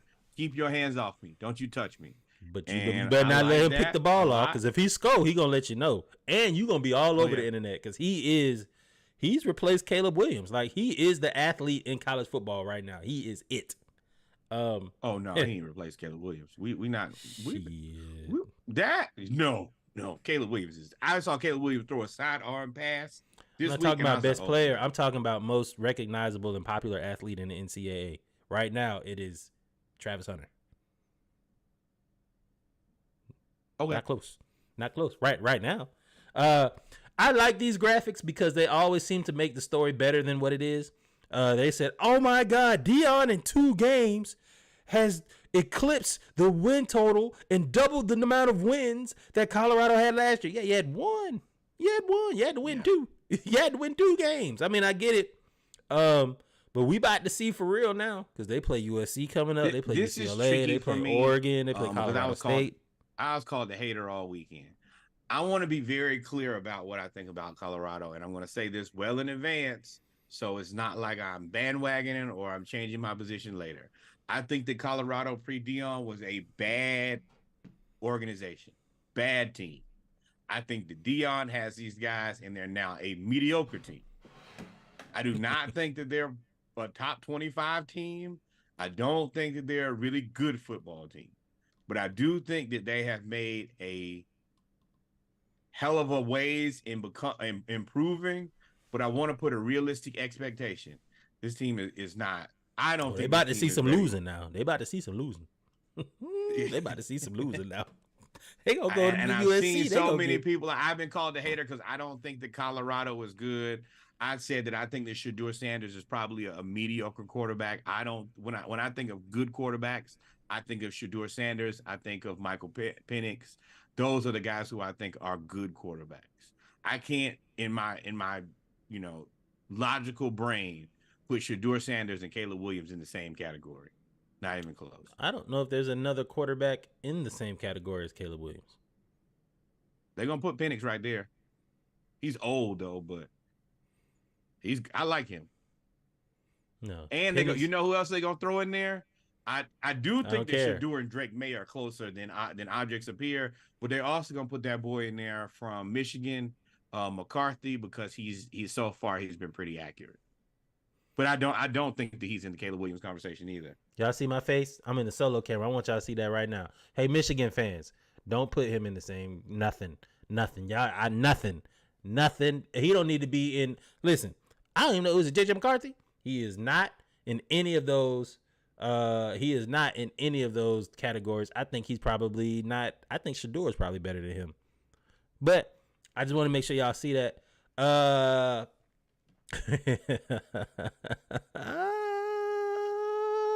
Sneaky said, does Colorado beat Florida? Maybe no. I would actually like to see that. Florida and Colorado? Is Shedeur a better prospect than Anthony Richardson? Hell no. Anthony Richardson was being held back by his sorry ass coach Billy Napier. Anthony Richardson looked like he looked like a decent quarterback in the NFL for the Indianapolis Colts, and that is quite the achievement. Yeah. So we talked about Florida. I mean, not Florida. We're not talking about Florida. Oregon almost losing. UNC almost lost as well against Appalachian State. And at this point, is it really an upset? Hell yeah. Is it really an upset if Appalachian State were to beat North Carolina? Appalachian State beats a Division I school, seem like every year. Yeah, they are the giant killers. That's their thing. That's notoriously been what they specialize in doing. They've done it so many times. You do kind of grow numb to it, but still upset. North Carolina, once again, I never believed in you guys. Never believed in you. And I'm not going to start now. Today is no different.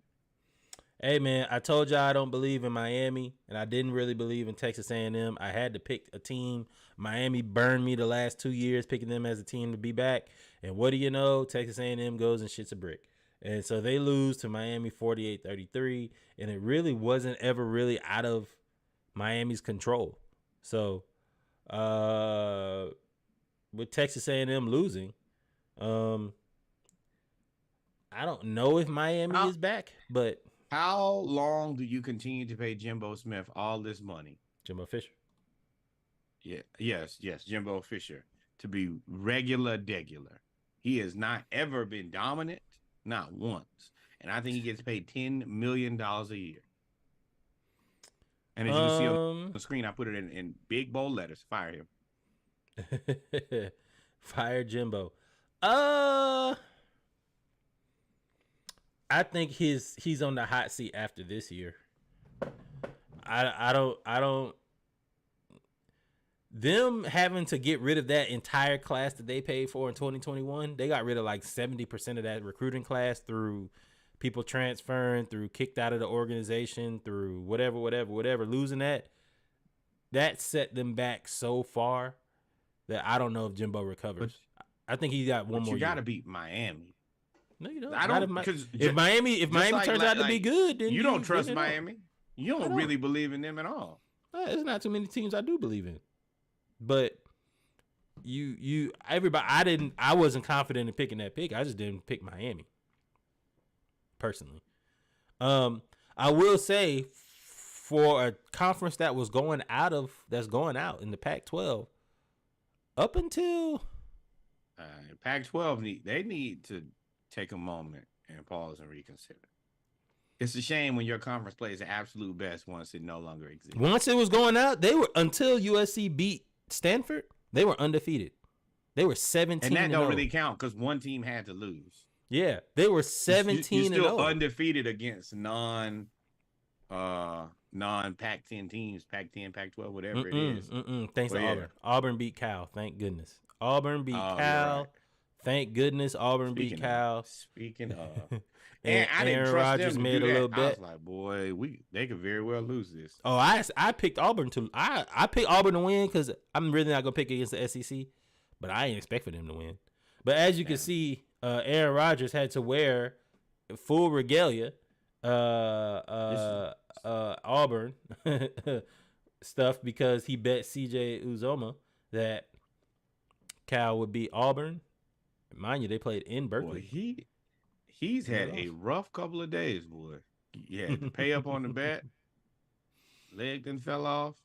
Well, thoughts and prayers. Thoughts and prayers. So that was Aaron Rodgers. One thing about this year, though, now that we've seen this is the first time since September 2017 when I want to say the Power 5 was kind of instituted, because Jameis Winston won in 2016 or was it 13? 16? 13. One of them years. 16 was Bama. But since 2017, that each of the Power 5 conferences are represented in the AP top 5. You got Georgia at 1, SEC, Michigan at 2, Big 10, Florida State at 4, 3. It may be 3. Florida State may be number 3. Florida State is number 3. Florida State is number 3. Florida State, y'all. Up here. Let me tell you that right now. It's number 3. USC is number 4, and Texas is number 5. Or they'll be in the top. Yeah. That's the ranking. Wow. I don't. Florida State Michigan. is number 3. I don't trust Florida State. I'm gonna tell you that now. Y'all heard it here first on the Splashcast. Always remember, like, follow, subscribe. We truly appreciate you rocking with us on this Monday night doing it raw. And yeah, those two teams in the middle do not belong. Florida State is number 3, y'all. Belong. Florida, wherever he wants to go. I thought I was going to see I thought we were one coach away from Florida State being in a relative discussion at this point. Florida State is number 3. So you do have some parity, which is what they want in the early in the season. You do have some parity. Will this last? I don't know. But let's change our attention real quick before we get to the NFL. Florida this is an NIL issue that a lot of us were saying, people that follow music, people that follow deals that deal with with minorities and majorities. Dexter Lawrence, former he was Dexter Lawrence. Gervon Dexter, Chicago Bears second rounder, has filed a lawsuit against Big League Advance.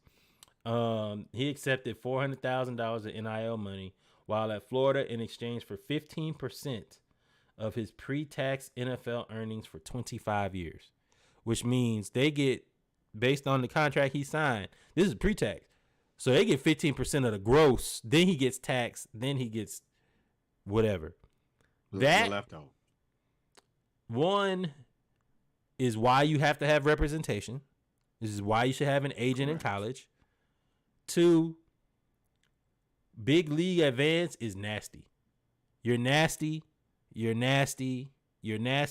And I hope that by them being put out on Front Street that nobody else does any work or does anything with Big League Advance. This is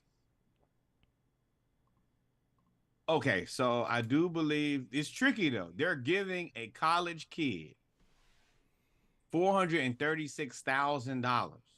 It's $500,000. Probably before the season started. So that's a big risk to give a college kid $500,000 and hope to see the return on it. It is predatory because it is 15% for the next 25 years. Those are nasty terms. This is the equivalent of a Music 360 deal. Now, it's tricky because I do understand that all of these $500,000 deals don't hit. I'm sure they gave a lot of guys $500,000 and have no way to recoup. No way. That's irrelevant to me. You gave $500,000 because you gave $500,000, and this is loan shark mafia behavior. This is mafia behavior. I give you $400,000 now, and I take 15% of whatever you make in the NFL off your rookie contract. Damn, just anything. But that's loan shark. But even if you gave $500,000 to 5 people and 2 people go to the league, the fact that the terms are 15% is egregious. That's awful.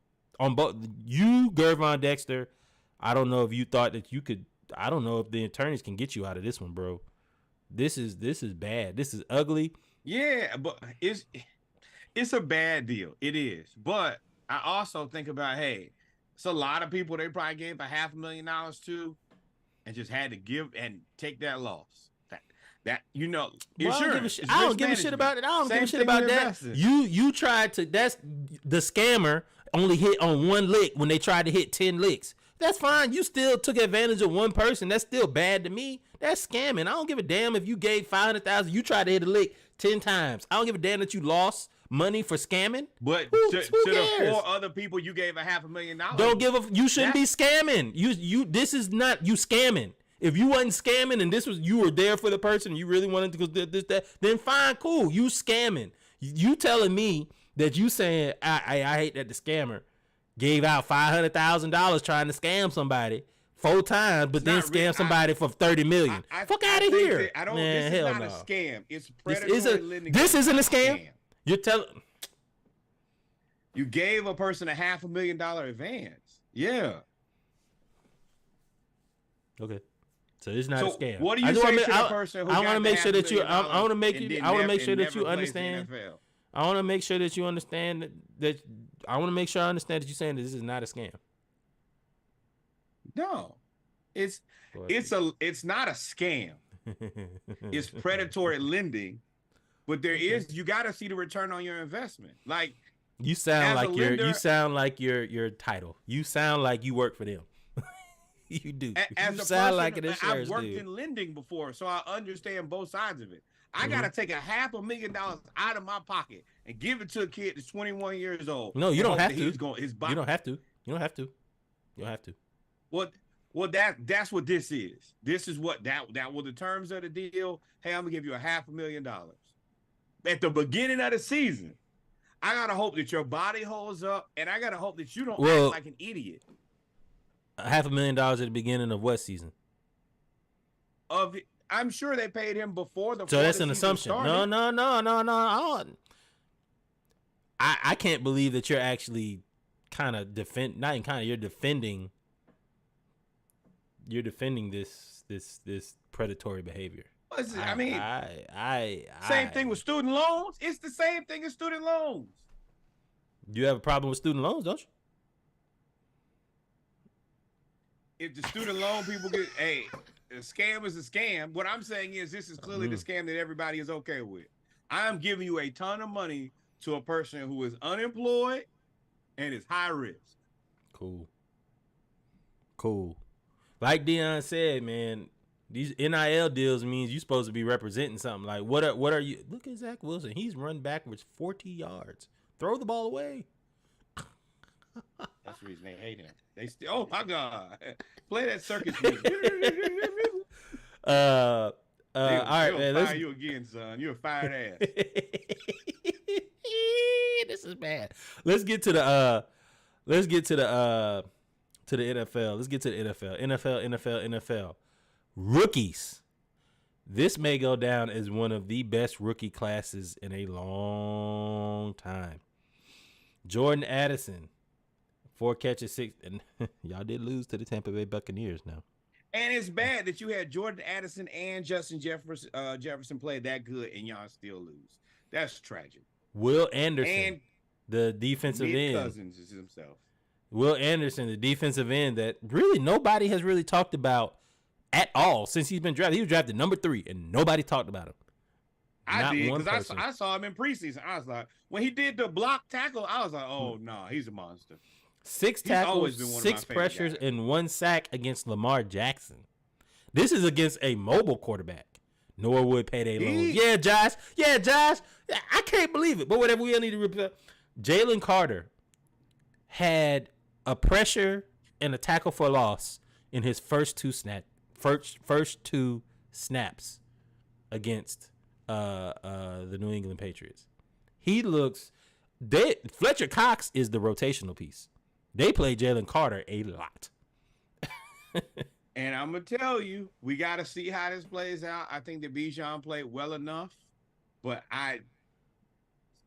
once again, I apologize for the way that I acted on draft day. I will always, I don't think I'll be sorry for what I did, but I will apologize. I feel like Jalen Carter is my Luka Doncic. And I just see it, and I think I just got to follow it for the next 10 years, and I hope that we made the right pick. That's the only thing that I can say. Well, I will say I was at the game, Well, hold on. Christian Gonzalez had 1 pass breakup, 1 sack, and 7 tackles against the Eagles. Roshan Johnson had 11 touches for 55 yards and a touchdown because they shut DJ Moore down.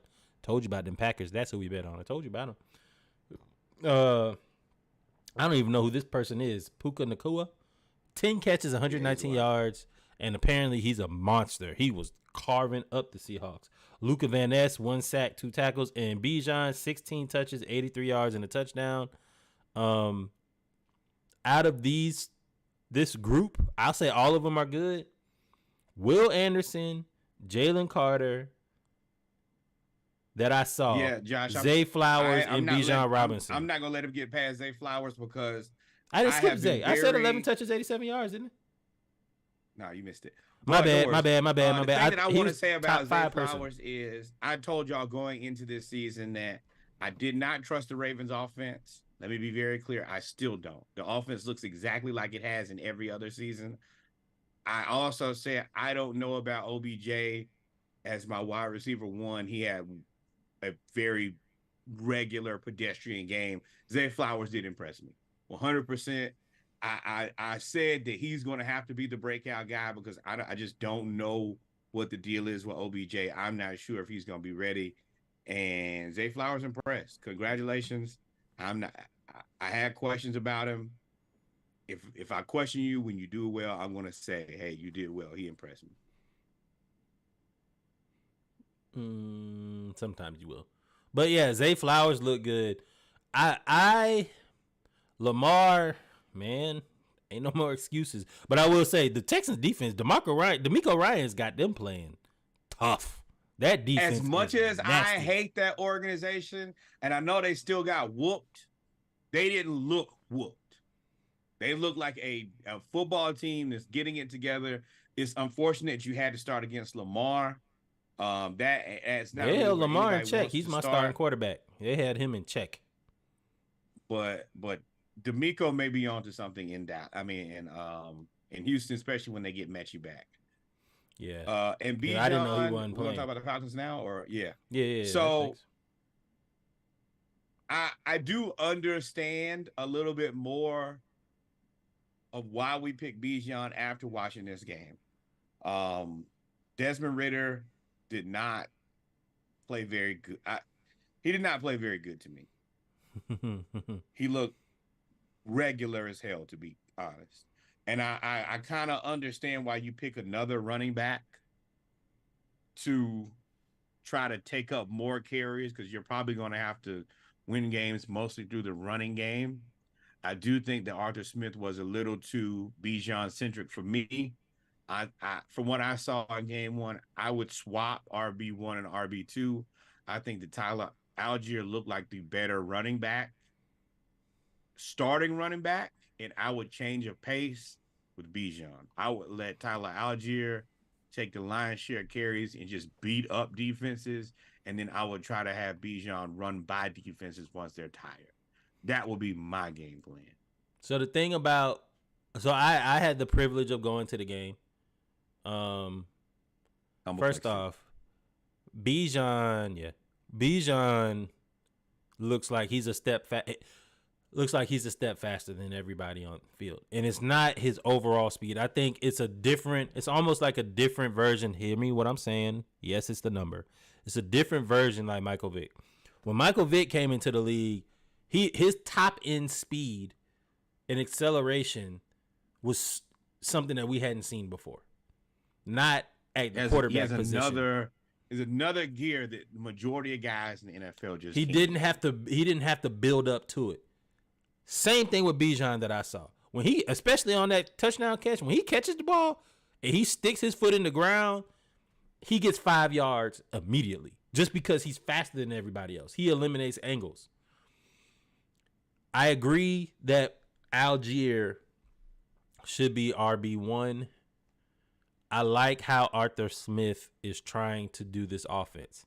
So Arthur Smith is a zone blocking, run the ball disciple when it comes to offense. How that has evolved is when you are a zone blocking, run the ball, pro style offense person, you try to be able to beat teams without changing your formation. He ran 2 tight ends, 2 wide receivers, and a running back the majority of the game. Keith Smith, our fullback, really didn't get any burn at all. And goal line only almost. Yeah. And what he does is, I saw what he was doing in the second quarter, because I was with you the first quarter. I was like, man, Desmond Ridder's 3 of 3 for minus 11 yards. That was his stat line. Yes, minus, negative, less than 0 in the first quarter. And they kept giving the ball to Bijan. I was like, y'all got to get the ball to Tyler Algier. But I will say, and when you gave it to him, Tyler took off. I will say that they figured out that we can't run side to side against Carolina. Brian Burns y'all better pay that man, Carolina. Y'all better pay Brian Burns today. Today. Y'all should have had the contract on the plane. I'll be more than happy to have We got $15 million we ready to spend tonight. Because he had sack, forced fumble on the first drive. Not the first quarter. Mind you, wait. Mind you, no camp. He been at home. He has not been participating in anything. And he was a game time decision. And in hindsight, he might be the only reason that they even kept it close. Because he came in the first half and destroyed everything on site. And every lineman. He didn't just line up against, the right tackle. He went right tackle, left tackle, over the center, over the guard. I was like, dog, he's everywhere. So if there was an ass to be whooped, he was whooping it. And I will, because I went back today and I watched the press conference after the game. And number one, Arthur Smith gave a lot of credit to Burns. He said that dude's a hell of a football player. Those defensive linemen and a couple of their linebackers are really good football players and smart football players. But one thing that he did say, he said, we came out in the second half. I'm not going to let a person beat me the whole game. And I respect that. That's when I was talking about I really like Arthur Smith. He made the correct adjustments, and that's what the NFL is about.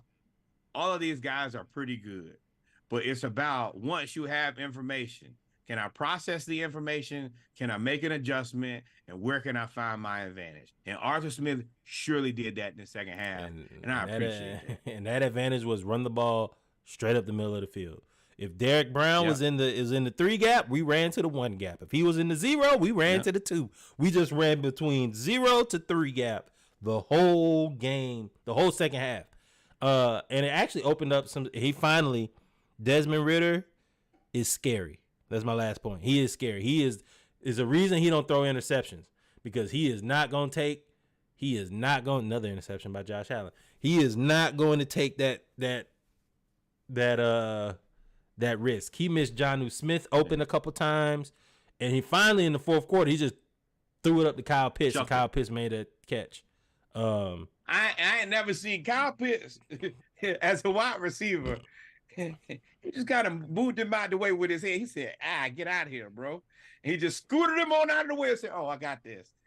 And it was a stellar catch. Desmond, you're going to have to find your cojones.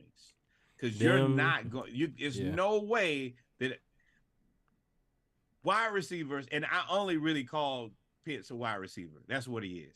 They're not going to keep blocking and running down the field and not getting targets. You're going to get cussed out. I work too hard in the offseason. I'm trying to get paid. You can't just keep checking down. Now, checking down did have you like 15 to 18, 100 and something yards, and we played safe. But Drake London can't get just one target. That can't happen. No. You got to get receivers. Receivers are like shooters in basketball. You got to get guys in a rhythm, because the first catch is just a catch that I'm used to, like, all right, got a ball. It's when you get used to, I got the ball, boom, now I can put my move on somebody. So you got to get them in a rhythm. And it's the Falcons. We haven't been the most successful with turnovers. Shout out to Jesse Bates. 2 interceptions and a fumble cause and 10 tackles. He did the heavy lifting. I can't assume that he's going to do that every game. If he does, then he'll be a Pro Bowler, All Pro, whatever it is. But we got to be able to put some pressure on the secondary. And Arthur Smith, I think he understood that. He did a pretty good job of trying to protect Desmond Ridder. But we all saw it. We ain't stupid. And you can also see the stadium. You were there, but I could see it on on the tape, the stadium was rocking early. Man, we had a lot of hope. They had a Jeezy concert before the second quarter, and it just went crazy from there. And then after a while, you could see the air go out of the entire stadium. We can't afford that, man. Arthur Smith, you did the right thing to protect your quarterback, but we ain't dumb either. Jesse Bates, I will say Jesse Bates seems to be worth the money so far. Terry Fontenot, congratulations. Thank you. Yeah, you hit on that one. You hit on that one. Our D-line played really well in the second half. First half, I'm gonna test all that to jitters because we was getting dominated. Second half, I'm gonna say that we settled in because we look like a different team. I will say that Arthur Smith talked about that in the press conference too. He basically said that because we did get beat on that running back screen and they almost got the first down. And after that, I think he kind of backed the pass rush off a little bit just so that we could play a little bit more conservative so we didn't get beat on big plays. So I think that was some of the scheme. I think that he was playing very bend, don't break with them, which is smart. You got a rookie quarterback who probably is going to make a mistake. You had Jesse Bates there to capitalize on the mistakes. So you didn't have to rush him. And we were running the ball consistently enough that I think that he knew that we would be able to get the job done. We won 24-10. I feel like we won this game 17-14. Is that fair? No. I feel like we dominated them in the second half. I think Bryce Young's interception in the second half was due to our defensive line. I will say on offense, and I'll leave it with this because we got to move on to the rest of the league. I am interested. I am truly thinking that they're going to put Cordero Patterson more at a wide receiver H-back role versus a running back role. I think Bijan and Algier got that sewed up. However they want to do it, whoever's RB1, RB2, because they're going to play. And Mac Hollins he made a couple great catches. I'm interested to see how Cordero plays. I'm interested to see how that plays out. Fantastic value pickup, blocking. Then we needed that catch. He made that catch. The ball, it wasn't a great toss. He made it happen. If he continues to play that good for the season, I'm very happy with that pickup. Now, I do think that we could still look at Jarvis Landry. Somebody. I'm not going to sit here and have enough hubris to say that I don't think that Jarvis could get some burn. But also, I mean, you're going to take one of the three targets away from Kyle Pitts. That's my thing about Cordero is what are you going to do? You're going to take that passing game is scary to me. I don't have no other way to say it, Reggie, but I did not leave the game feeling confident about our passing game at all. Well, Cordero would take Jonnu Smith's spot. Jonnu Smith was playing as the second tight end that whole game. Cordero would come in and Jonnu Smith wouldn't play as many. That's who comes in. But we'll see. I don't hate that. We'll see. You're Moving right. on, man. That's a spot where I don't mind him playing. Hey. I thought the Bengals were going to beat Cleveland until somebody pointed out, a Cleveland fan pointed out, Joe Burrow plays horrible in Cleveland. And he does. He does. Not only did they get... And he had no camp because, remember, he had the calf issue. I forgot about that. That's not... And not only did they get dominated, they got dominated wild crazy. 24-3. Myles Garrett was out there hitting hezzy crossovers against the Bengals. Mind you, he loves the look at that. Hey. And then I'm gonna hit you with the crossover, and then I'm gonna get there and get the sack. The fact that he did the crossover and then got the sack is wild. Look at that. That's wild crazy. It's wild disrespect.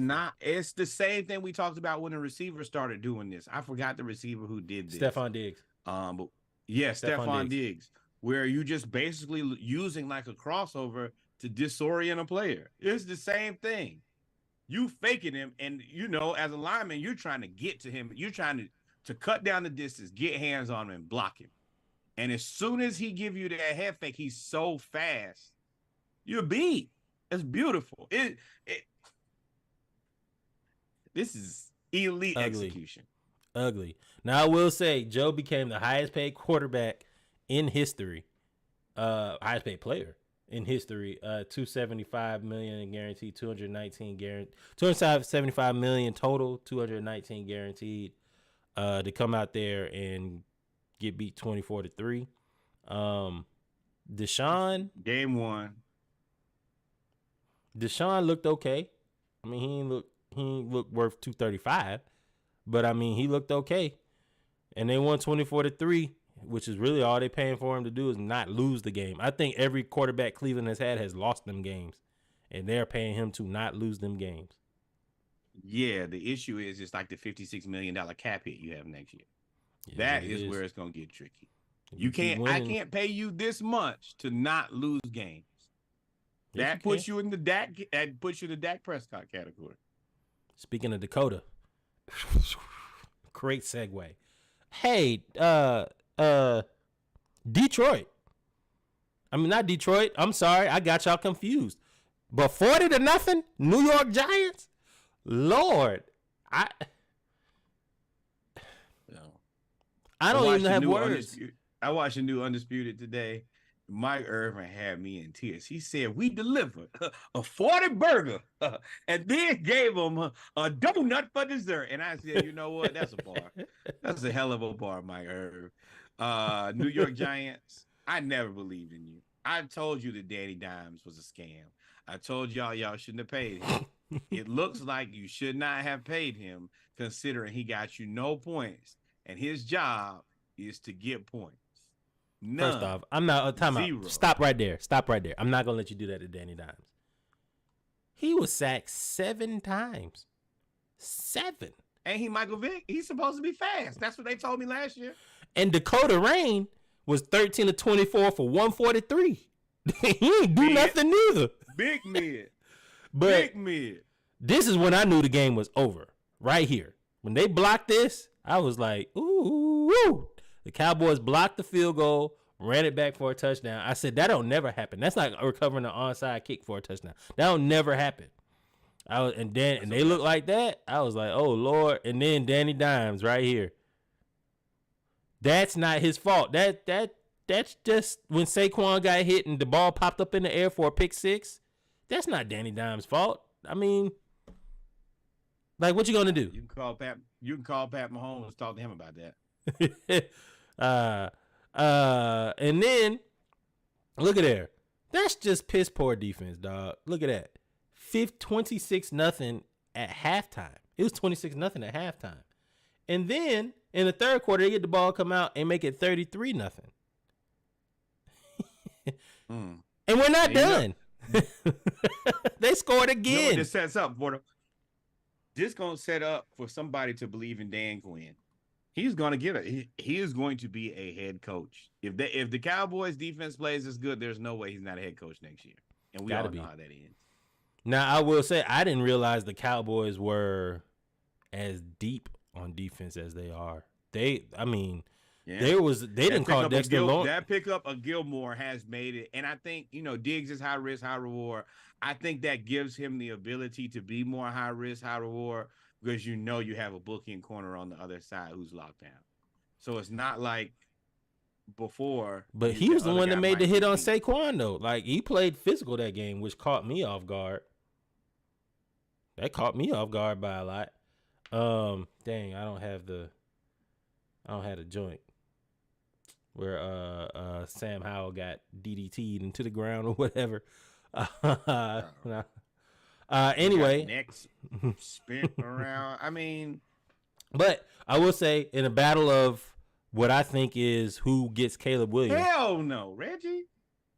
Huh? A battle. The Washington Commanders have put out the best team that they can put out. And the Cardinals are actively tanking with a JV team. You didn't hear what I said. I said this is a battle of teams fighting for Caleb Williams. No, the Commanders don't believe that. Hell no, the Commanders, they better not believe that. But they look like it. And Hey, that's the reason Caleb Williams tell y'all he might go back to USC for another year. I'm not going to play for them. Change your logo, change your team. That's the only way. If I'm Caleb Williams, first off, if I'm this game was awful. But first off, the Commanders did win. I'm happy Eric Bieniemy got the win. Barely. If I'm Caleb Williams, one, I'm not going back to school. But two, if I go to Washington, if I had to choose between these two, and I believe these two will be amongst the worst in the league, I'm going to Washington. You got Bieniemy, you got a better defense. You got a running game, you got more help. Going to the Cardinals is awful. It's awful. It's absolutely awful. No, I would if I'm telling you right now, my options would go to the Cardinals, and I saw that coach give that pep talk, and everybody looked like, bro, this ain't do it for me. There's nothing in the Cardinals organization would tell me not to go back to USC. Not a chance. And if I went back again and they were still bad, I would still not play for them. I would go full Eli. Cardinals organization is in turmoil, in hell, and I would have nothing to do with it. The Commanders, I also just don't trust. Sam Howell is not a good quarterback. He's not even a trick bag because I don't believe in him, and I don't think that anybody should.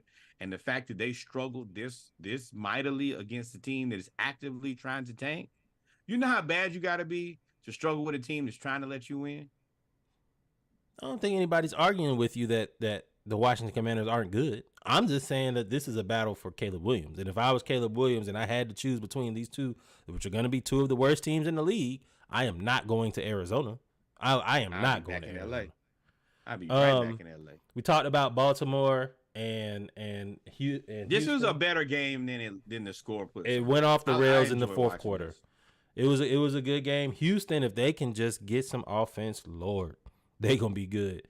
Hey, if they could get, Mechie's still out when he gets his chance. I think that Houston could very well, as much as I hate their organization, I think that they could be something, man. I like that team. Trick Baggington. Anthony Richardson didn't look that bad. He did have a pick at the end of the game that by a Georgia player, reminiscent, that ended up sealing the game for Jacksonville. You see the Falcons hat on my head, right? You know why I'm kind of upset at this? Because Calvin Ridley had 8 catches for 107 yards and a touchdown, and looked like legit wide receiver one on that team, and it ain't even close. Calvin Ridley is nasty. Well, I mean, unfortunately with Desmond, we just had another guy not getting targets. So, I guess congratulations. But I'll go back. I really enjoy watching this Colts Jaguars game too. Anthony Richardson looks like the real deal. Like I told y'all, I legitimately think that he escaped Billy Napier. Yes, I don't know about real deal. I watched that. I had to watch the game because I knew that his season is going to follow me. He was pretty accurate for the majority of the game. He tried to win. Like, they did some bad coaching towards the end of the game, going for it on 4th down instead of kicking the ball, and then like either trying to get a turnover on downs or onside kick. That was more coaching than anything. But he did this with no Jonathan Taylor. Like, Anthony Richardson, he gave the Colts everything that you could have asked for. I think of the guys who I saw play, C.J. Stroud, Bryce, and him. So far, so good. But I mean, I think all of them had, their opportunities for improvement, but he didn't look like he didn't belong. Yeah, I would say he didn't look like he was overwhelmed. He didn't look like he was overwhelmed at all. I don't know if that's. He looked like he was trying to win them a game. Like a lot of quarterbacks, like even Dez didn't look like he looked like he was playing within the game. Richardson was like, "Hey, I'm gonna do my damnedest to try to win us a game." I don't know if this is a big up to Richardson or more of a doubt to Jacksonville, because Jacksonville is supposed to win their division. Which they probably will. And they're supposed to surprise somebody in the playoffs as the number 4 seed. I got him as the number 4 seed. No. I don't know, man. But there's one team should be struggling against a team in turmoil. Brock Purdy looks like QB1 on this team. That offense looks totally different than when Trey Lance was in there, Sam Darnold was in there. That offense looked really pretty decent. Now, I will say the Steelers, I don't know what happened to y'all defense, Steelers. I don't know what happened over there. But they got punched in the face. The 49ers punched everybody in the face who would willingly offer their face to be punched. Brock Purdy has made it where you can't even question John Lynch. It looks like 100% the right thing to do to just cut bait with Trey Lance. And Shanahan. I have been on record saying that I don't believe that Brock Purdy is the future of the 49ers. Well, look, yesterday he made me look like a fool.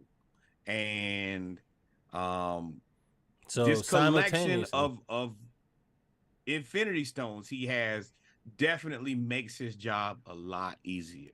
Brock Purdy just seems like he understood, for lack of better terms, understood the assignment. Just don't lose the game. You can make the throws and you can hit the wide open person and hand the ball off when you're supposed to. Don't lose the game, because John Lynch is going to surround you with a winning team. And I didn't think about this until I looked at this graphic that we're about to talk about. John Lynch has drafted so well over the last 5 years that he messed up with Trey Lance, and it's just like, you messed up. Well, he also got some good trades in there too. He got Trent and you got McCaffrey. Though that's two magical moves. But let's look at this though. Level. You got the highest paid tight end in the NFL, who's probably the number 2 or 3 tight end in the league right now, George Kittle. Highest paid fullback, and fullback for Juszczyk is just a name on a piece of paper. That's just a position. He plays tight end, running back, fullback, wide receiver, long snapper, special teams, gunner. He does everything. You have the highest paid running back, Christian McCaffrey. He's on my fantasy team. He had 160 yards and a touchdown. You have Eric Armstead, Hargrave, and the defensive line at 5th and 6th highest paid. They look like they're unstoppable. Bosa. Oh, do not forget about Fred Warner. I was going down the column. Oh, I was going like my bad. I got it. I got excited about Warner, man. I like that so, a lot. They just signed Bosa, who's $122 million, the highest paid defensive player in guaranteed money. In 2023, he signs 3 years after his brother Joey became the highest paid defensive player at $102 million in 2020. Norwood said that they're set for life. We forgot that their dad played too. Like they've been set. All I see is GOP donations. Mm-hmm. You know what's out there. They wore didn't Joey and the family wear the MAGA hat? Yeah, they was out there. Oh yeah, absolutely. So then you got Trent Williams, who deservedly so is the highest paid O lineman in NFL. He does 315-pound weighted dips. And then you have Fred Warner, who was the highest paid linebacker. Now he's the 3rd highest paid, and he's like the linebacker version. He's like a mixture of Patrick Willis and Dante Whitner. Like, he hits really, really hard, but he is a sideline to sideline linebacker. He's a beast. Heat-seeking missile. Trent, shout out to the Washington Commanders for fumbling that, you idiots. And Fred Warner, I think he was the one who made the play on Najee Harris to change the game. When he hit Najee Harris, it looked like the Pittsburgh Steelers did not want to be hit anymore after this.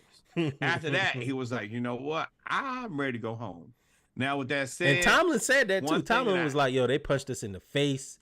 It seems like when they hit our players in the first or second quarter, it was over from there. And it was. That's happens when you have a young team.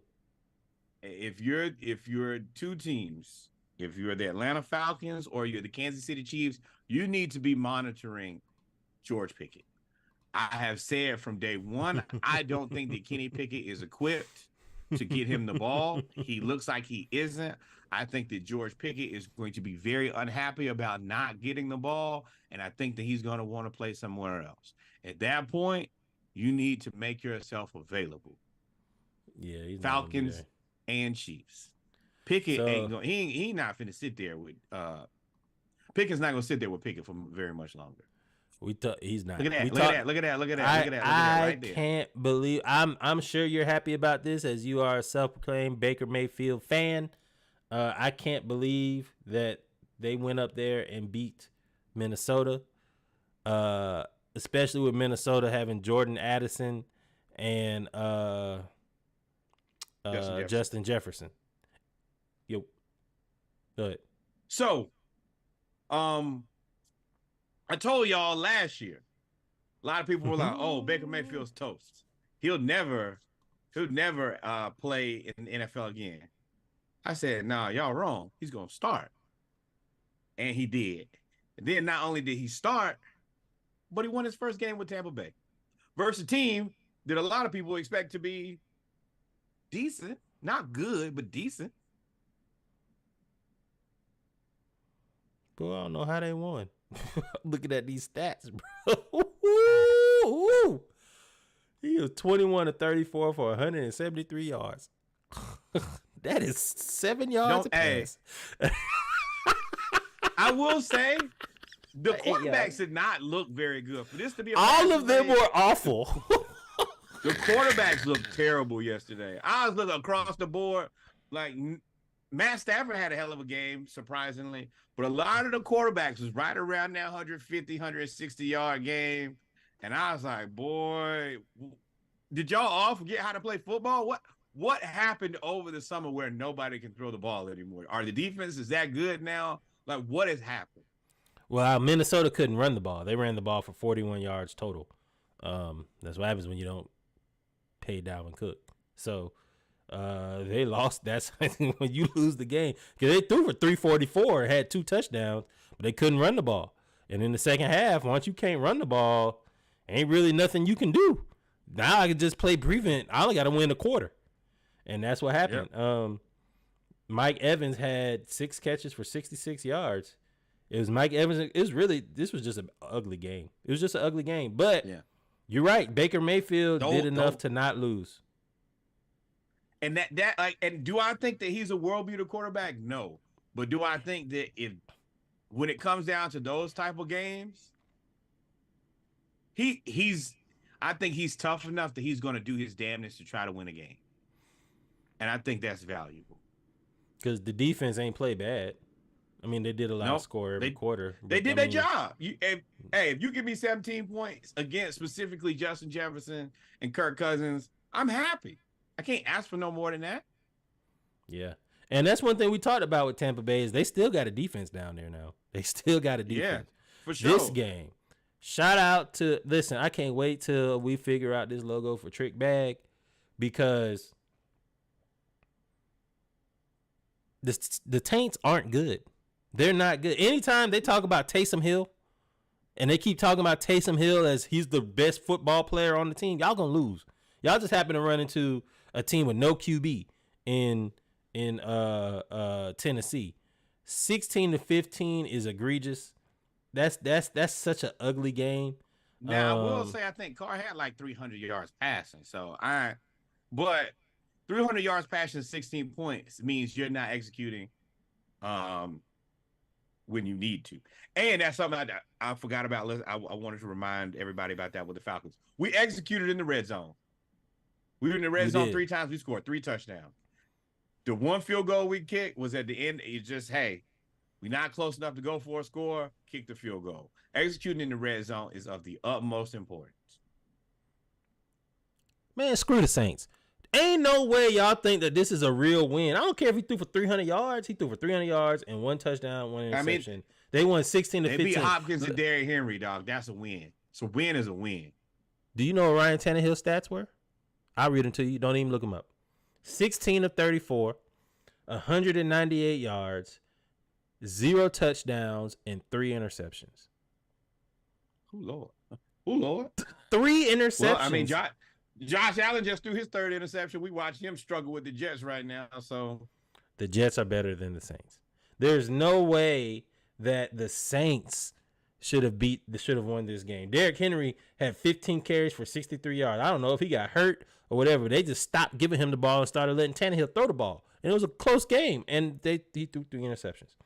DeAndre Hopkins, 7 for 65. He is clearly the best wide receiver on that team. Now, you have been championing one dude for the Saints for 2 years now, and it's Chris Olave. Chris Olave, 8 catches, 112 yards on 10 targets. Had more targets than everybody else. That's cooking right there now. Michael Thomas had a 30-yard catch, had a 25-yard catch, and then on his first. See, that's the thing about Michael Thomas. I be telling y'all he trick bag. Don't nobody ever believe me. Y'all always say Michael Thomas is this. He had 5 catches for 61 yards. His first catch was for 25 yards, which means he had 4 catches for 35 yards the rest of the game. Not good. I'm telling y'all he ain't good, bro. I told y'all he overrated. Overrated. I don't care. It is what it is. But wouldn't he be our leading receiver? Don't give up, man. Not because of his skill. That's because we don't have a quarterback. We got a quarterback. I know. Boy, thoughts and prayers to that, boy. But what else do we want to talk about before we wrap up with football? Oh, AFC South. We talked about the Jaguars, but hey, man, if Tua. All you got to do is just throw the ball up. If he can stay healthy, they are a problem in the AFC. I'm sorry, I said South, AFC East. They are a problem in the AFC East. That I agree with is that if he can stay, like, because I think that we missed a progression. At first, it was like, all right, is Tua good enough? And I don't think that we ever addressed that. Yeah, he is good enough. Now the big question is, can he stay healthy? If he can stay healthy, these guys can be a problem. Multiracial McDaniel, while he does not shower very often, he does know how to call boy. They were cooking. Exciting and high flying. I ain't seen Miami move like this since LeBron left. Now, I will say this about Tua. From what these highlights I've seen, now Tyreek Hill is just unfair. I mean, that's unfair. Tyreek Hill is unfair. He's unfair. Tua is still doing the same thing, though. He's still doing the look right. And if I, like there, he threw the Tyreek Hill. If he looks right, and if it's not open, I'm going to snap back and throw it left almost without looking. He's still doing that. Yeah. And just like how Clemson exposed them in the national championship, Georgia exposed them too. You're going to end up doing that. You're going to end up getting exposed. The defenses are going to end up exposing you. But against first game of the year against the Chargers, who I told y'all might be tricked back, even though they did score 30 points. Man, the Dolphins look good, man, on offense. Their defense. No. Wait. Now, there's another point here, a point of contention. If you look at all of those highlights, can you hear me? You can hear me, Reggie? Hey, Chargers, do not put Tyreek Hill in man coverage. That is stupid. That is dumb, and that will get you 11 catches for 215 yards and 2 receiving touchdowns. If you don't bracket that man, he is going to embarrass you. Tyreek Hill is a 2-person cover. I saw way too much corner in one-on-one man. And that man, when he does that, you might as well ball your cornerback up and put him in the fucking air fryer. Because it ain't nothing he can do but call God. It's not. That's bad defense. That's bad coaching. Cornerback, I don't care who you are. Yeah, you can't. It ain't nobody. You got to make an When adjustment. was the last time you see somebody catch a cheetah? Never. And then finally, man, the first game of the year, the Chiefs lost to the Dolphins 21-20. Although they were, I will say, nothing against. I said Dolphins. The Chiefs lost to the Lions. I will say the Chiefs didn't have Travis Kelce and Chris Jones. So 2 of your best 3 players were out. But the Dolphins played well, man. They played strong. Their offensive line looks good. Jared Goff looks like the quarterback that they need. David Montgomery is running like he's got something to prove. Jahmyr Gibbs is as fast as advertised. Boy, aggressive and good balance. Because I was like, let me see what Gibbs looked like, because I know that they want to be John, and they set up for Jahmyr Gibbs. Let me see if they made the right decision. And Gibbs looked good as advertised. He did, man. Come on, Zachary Taylor Thomas, win you one, man. What I took from this is what everybody took from this. They signed Chris Jones to a 1-year extension the day after they lost the game. Now, what I will say is it's not often, unless the contract is in the favor of the player, that they don't release the parameters of the contract. Maybe they'll do that in the next 1 or 2 days. But Chris Jones, it's public information, so the contract will come out. But they probably over. They probably signed the contract in principle, and then they're working out like the incentives. Garrett Wilson. Oh my God. Yeah. So. So he's going to get multiple incentives and earn considerably more money this season per sources. So it's basically a 2-year deal, this year and next year, that he signed. They said they created the Darth Vader helmet for Tua. Yeah, they did. I hope so. Whatever. Hey, put him in the ones that they wear in camp. Put him in that helmet. The one with the big with the bag with the mushroom on top. Yeah. I don't care. And then this is out of control. Yeah, Garrett Wilson is ridiculous. That focus is unbelievable. Yeah, that was crazy. And hey, boy, speaking of the KDT, who did have fun with the Giants fans after winning the Super Bowl, they called him a bust. He won the Super Bowl with Patrick Mahomes, made 2 really, really good plays on the punt return and then scoring. And then this season, start off, he is probably the reason that they lost the game against the Lions, as he had a drop pass pick 6. He ended up, the Giants fans were so ruthless that he deleted his Instagram and Twitter for a day. Here's the pick 6 right here. I mean, it was just ridiculous. Right there to a rookie out of Georgia Tech, actually, who ran it back for a touchdown. I'm sorry, not Georgia Tech. That's Brian Branch out of Alabama. They have another rookie from Georgia Tech. Not only did he also drop the 3rd down pass that would have got him a first down to 1st and goal. And then he dropped the first down pass in the 4th quarter with 2 minutes left that would have got them within field goal range. He is the reason they lost this game. There is a meme that says only Kadarius Toney could turn this play into a pick 6. And that's tough to not laugh at because he has both hands on the ball. Mahomes is like, yep, I got one here. And then somehow this ball ends up in somebody else's hand. That's tragic. There's nothing that you can do, nothing that you can say. But this is the thing, KDT. Number one, you're a Gator, so I'm rocking with you. You're going to have a bad game. It happens to everybody. We all have bad days. Bounce back, come back. You were just a part of you had a bounce back season last year. You were a very important part of the reason they won a Super Bowl. Take a day off, get off social media, come back and do your job. So you still think Kadarius Toney is better than what he's displayed? Because we have more evidence of him in the Super Bowl being an anomaly versus the rest of. With the Giants, it was drops. In college, it was drops. In the pros, it's been drops. He's a very dynamic player, but he's now had 4 years of evidence that his hands are beyond suspect. So for me, for what they traded to get Kadarius Toney, I think that they're on the right side of their investment. Specifically, he helped them win a championship last year. Like, he was a part of that. So, yes. I think they traded, a 4th rounder for him? I still think that he's better than a 4th round draft pick. 100%.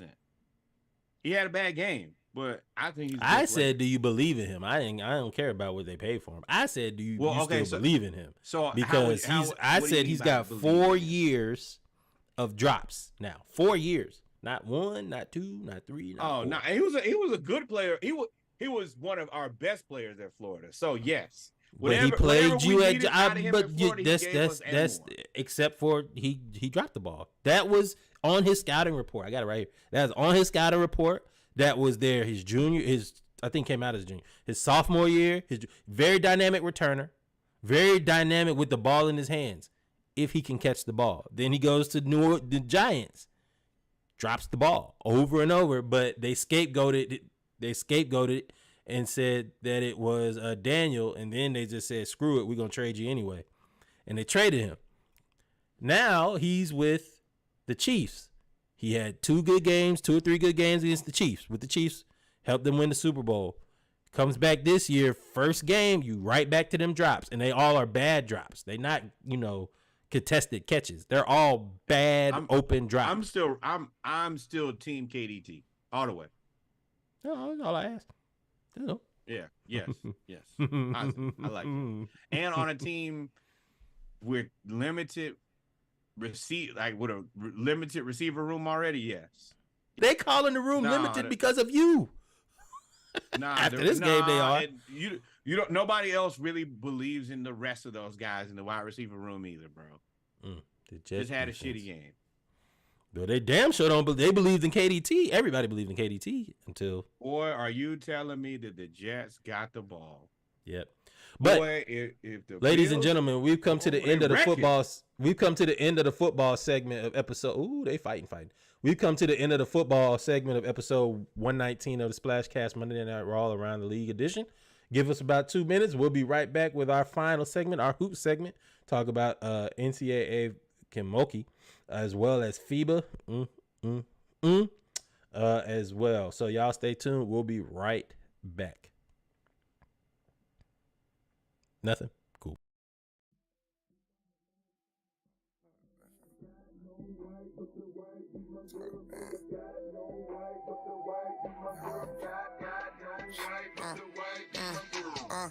Can't say I'm the man, bitch, I'm the bubble man. I don't love a bitch, I only got love for the Chinaman. A million pooches scarf around my head just like a Taliban. I told my young I'ma keep his pockets full, just keep that cutter spraying. I told that bitch this shit here on the floor, I ain't your other man. Your pussy good, but I'ma keep on cheating. You don't understand all these choices that I got. Why the fuck I'ma be your man? You don't understand, bitch, I'ma pay the fuck on you and your friend. I keep on buying these wheels. Gio say you need to go buy some land. I was just trapping bubble, none of this rapping shit wasn't even my plans. Posted up in the dugout, out there trapping Nick, so we the same. I got that type of money, I make a faithful bitch go leave a man. I got that type of money, I fuck her raw, she want me to leave it in. She wanna get abortion, had to shoot a bitch a couple grand. I treat my bitches right, fucking good, and then I tuck them in. I'm gonna drop a song again, I'm still getting them bubbles in. The bubble man, bitch I'm the bubble man. I don't gotta make a song again, I'm getting them bubbles in. The bubble man, nigga on the bubble man. I don't love a bitch, but I got love for the China man. Bubble man, bitch I'm the bubble man. I can't hang with shooters, rather go hang with my bubble friends. Bubble man.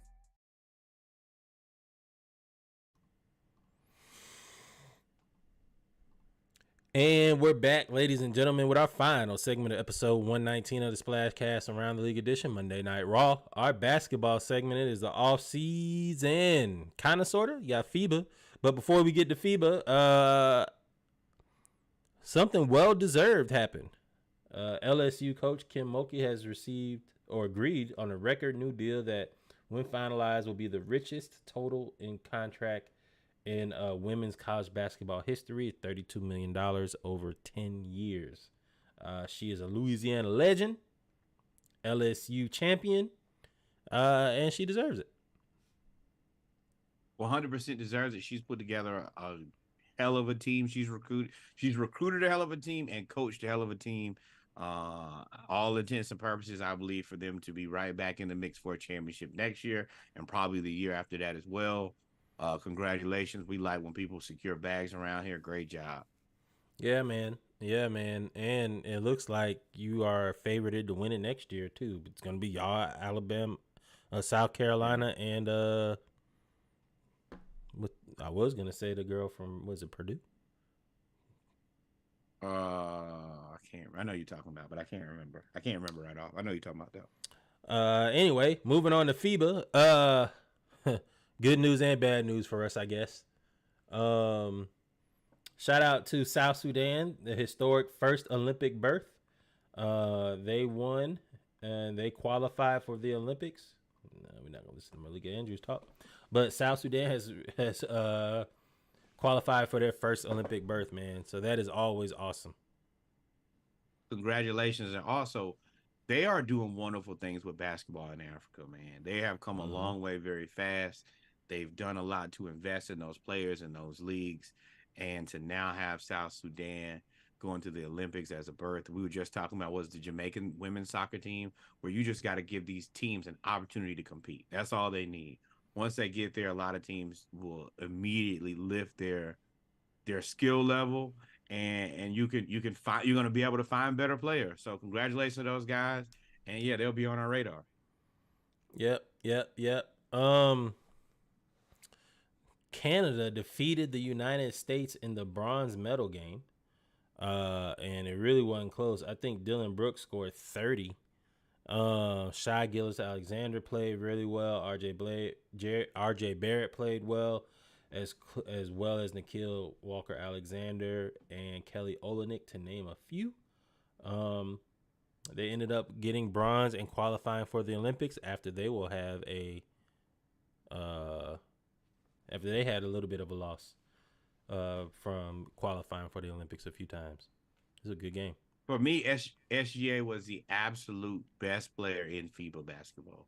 I think they are saying he is now up there with Luka. Like, people are legit having the conversation that we've been having for like a year. Like, I will say our conversations had at Luka up here and SGA down probably middle, and then every time we talk about it get like this. It get like this. He plays and defense. Now that at FIBA defense. And now that they kind of shut Luka down, to be honest. Now I will say I think that Canada probably has a better team than Serbia. I mean, not Serbia, Slovenia, because they have so many NBA players. But also, I mean, SGA, he's continuing to raise his value. He's continuing to raise his abilities. And it's tough to find holes in his game. Like, Luka has a massive, gaping defensive hole. SGA really don't have that. He's a complete basketball player. Now, do I think that Luka's offense is probably better, and he's just gonna get you? He can get you 10 rebounds a game. But SGA he's hot on his heels, and he's gonna be in better shape than Luka. Now that Luka is where you gotta have a coming to God with yourself. Hold on, let me write this down. You're losing. September 7th, September 11th. At 10:51 p.m. Eastern time. Oh, now you got a pen and you taking notes. What you writing down, player? Norwood, for y'all that have followed the Splashcast and followed his love for Luka, Norwood has argued me down over and over and over again about Luka Doncic's defense. No, I have not. Yes, you have. You've posted. Oh, he's the best defensive. Has the best defensive rating. You've sent all of these stats or alleged stats to try to support Luka is a good defensive player. You just said at September 11th, 10:51 Eastern Standard Time that Luka has a gaping, massive defensive hole in his game. I just want to make sure that you said that. Yeah. Okay. No, you didn't say compared to nothing. You said you're not going to massive defense. I'm going to give you context. Yes, Luka has improved on defense, but he's not nearly as good a defender as SGA. But also, when I talk about Luka in defense, Luka also leads his team at points. He leads his team. Here we go. He also leads his team. Whole lot of arbitrary. He has to score all the points. He has to score all the points. He has to pass the ball to other players so that they can score their points. And then when they miss, he has to get the rebound. Yeah, he should be tired. He should be in better shape. That's not arbitrary at all. That is factually. I'm telling you, that's exactly what arbitrary doesn't mean. These all things are in relation to his game. Sure, Stephen A. Throw up all the 3, 4, 5 syllable words you want to try to cover up what you just said. Yo, get out of here, yo. Arbitrary, that's what we doing. You better than that. You said it, bro. I'm just, that's why I wrote that down, because you argued me down for the better part of 2 years. Anyway, moving on. Serbia. The Serbs got second place. They ended up losing to Germany, but my man Bogey played out of his mind. He did have a sleeve on his knee. Hey, bro, you need to go sit in the hot tub with some Epsom salt and enjoy the fact that you made it to the championship game, but you only play no more basketball. the basketball season. We don't need nothing wrong with that knee, bro, because we need that version of Bogey to come out and play. He played really, really well, and he led his team, and he was still talking trash to everybody. And that's another.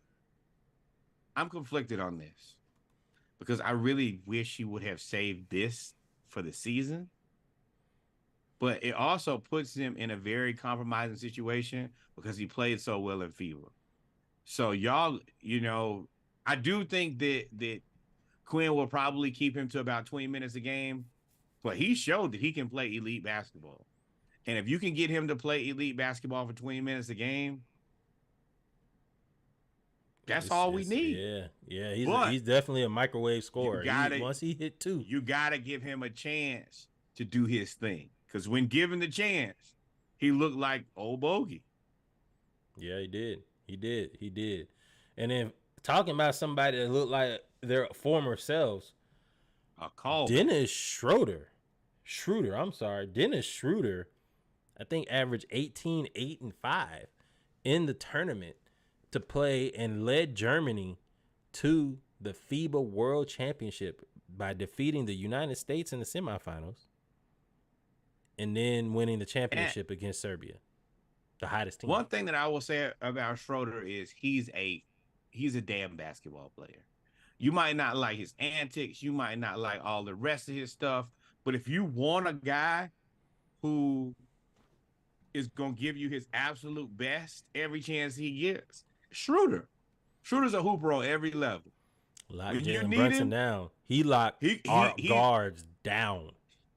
He ain't a quitter. He going to play to the bitter end. He going to play gritty, man. I respect the hell out of that dude. And I remember when the Hawks drafted him, I was tight. I was like, man, no way in hell we draft this dude from Germany with this gold patch in his head. Yeah, we had Jeff Teague. His whole career, he's done one thing. Do his best to just play the best basketball he can play. Yeah, he's played. Congratulations, Schroeder. Well deserved. Yeah, man, well deserved. And, it was funny at first, but this has got to be gratifying for him, especially after that whole debacle with his contract, where they offered him that much money and he turned it down and bet on himself, and then everybody joked at him about not winning and not getting the contract. This has got to be a little bit gratifying, and he got a new contract. Talked about Canada before. Dylan Brooks, best defensive player in the tournament. He says he is, and I think they voted that to him as best defensive player. Yeah, in the tournament. And this is my thing with Dylan Brooks. I hate that we live in this prisoner of moment society where people, if you see them have a bad game or you see them have a bad series, then suddenly they're headed to Shanghai to play for the Sharks. Dylan Brooks was a really good, very fun. He was a very Memphis needed him. Lack of a better term, I couldn't. They needed him. He was a good player on that team. He did his job, and then he did his job. If you really look at it, they didn't pay him a ton of money. Like, his value for his contract was fantastic. Then after the whole LeBron thing, they're like, oh, he's never gonna play in the NBA again. And I was like, y'all sound stupid. He was still all defense. I can't remember if he was first team or second team all defense. Teams need players like that. And then he got over there to the Rockets, and now he comes to FIBA, and Canada is number 2, and he's the best defensive player in FIBA. Like, you put some respect on the dude's name. You might not like all the antics. I'll be the first person to say sometimes he does dumb stuff.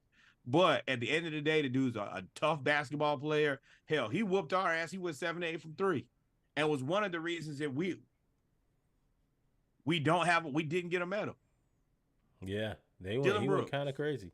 The All-Star 5, Ant Edwards, Luka, Bogey, Ant Edwards, SGA, and Dennis Schroeder. Solid 5. I like the way Ant played. I think he played a little selfish towards the end, but I mean, when it's that Kobe kind of made selfishness okay when you explain that if I'm the only one that's working out, doing all the extra stuff, I'm going to take the shots. I feel like that's kind of what happened against us. And Jared we ain't have Jr., you got to get in the way room. Boy, you can't average no 3 rebounds. Jaren Jackson Jr. averaged 3 rebounds. You can't do that. That's the one thing that I say about him and Evan Mobley is Like you guys are definitely power forwards, but at your height, you're gonna have like best for the team to be its best self. You're gonna have to learn how to play the 5 and be able to rebound and to be able to protect the post. Because if you have to put a guy there like your Jared Allen or your Steven Adams, then you're sticking a guy who has a shot profile that's going to be is going to be right there in the paint, and you can't play wide open basketball. You're going to have to man up. Yeah, you can't do that. And Steve Kerr, you got cooked too because you ain't getting nobody. Now I will say, Rudy Gay made a point. He said, these guys look at FIBA international basketball way more respectfully and glowingly than they look at look at the NBA. So if you look at FIBA, these dudes will die to play for their country, where the NBA, it's more like they picked. After that quote came out, now I guess LeBron is upset that they lost. LeBron is trying to get basically all the stars from the United States to go out for the 2024 Olympics and play.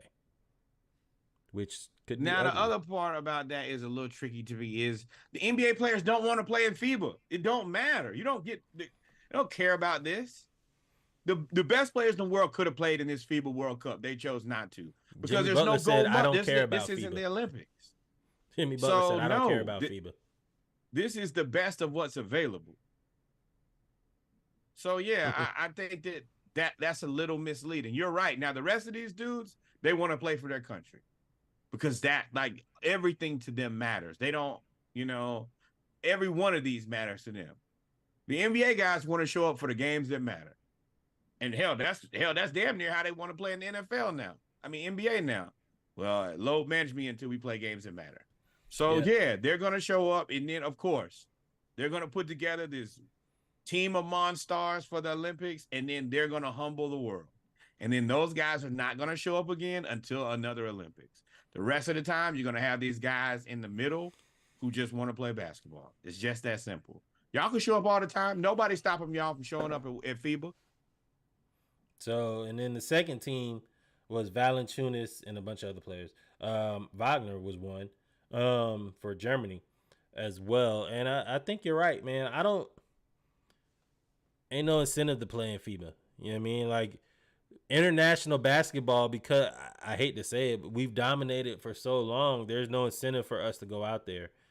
And aside from Noah Lyles, the only reason it really got even more anything is because Noah Lyles said, y'all international champions or what? If he didn't say nothing, nobody would care.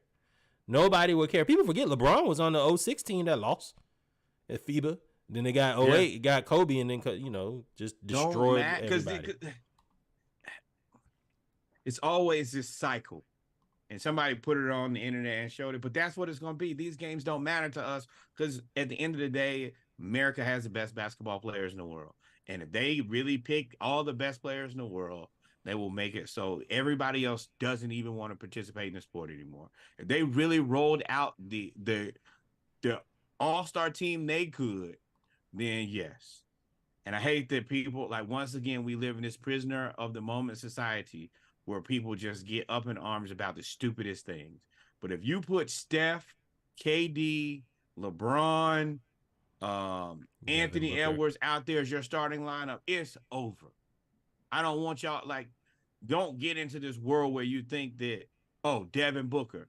Don't get into this world where you think that we're not the best. The best are just Kevin Durant is watching the U.S. Open. He's watching Coco Golf instead of playing FIBA basketball. And I don't blame him. Yep. But, ladies and gentlemen, we come to the end of episode 119 of the Splashcast Monday Night Raw. Talked about HBCU news around the culture, had the pregame, talked about Coco Golf and the Braves, everything Atlanta, as well as we talked about NFL and college football, and gave you a running commentary of the Jets-Bills with Aaron Rodgers getting hurt, even though the Jets are trying to pull this game out anyway. Norwood, if we didn't miss anything, take us out. Ladies and gentlemen, number one, as the summer comes to an end, that means two things. More Black baseball, always supported. Speaking of Black baseball, Mike Harris hit a home run, Ronald Acuna hit a home run, more Black baseball. Also, get to the beach, more Black beaches, learn how to swim. Number two. Oh my goodness. Is Josh Allen going to be able to pull this off, or are we going into overtime? I know you're ahead of me, so you probably already know that the answer to that is probably going to be yes. Number two, more black cowboys and more black cowgirls. And then number three, the historically black college university your cousin went to, your auntie went to, you went to, your homeboy went to since season, the one that you go to for homecoming, step shows, to hang out, to be around your people, to tailgate, whatever it is, send some money over there. And then finally, the greatest learning institution in all the world, the Hampton University. Please just send $18.68 on behalf of the Splashcast. Please support HBCUs. Also, feel free to support the Splashcast. Send us some money. And me and Reggie just going to rock out for the rest of the time here to see who wins this game. Or, I know your TV is ahead of mine. Is it over? You can tell me. No, I ain't going to tell the people, man. We just going to sign off, man. We appreciate y'all. We will see y'all Saturday to pick more games.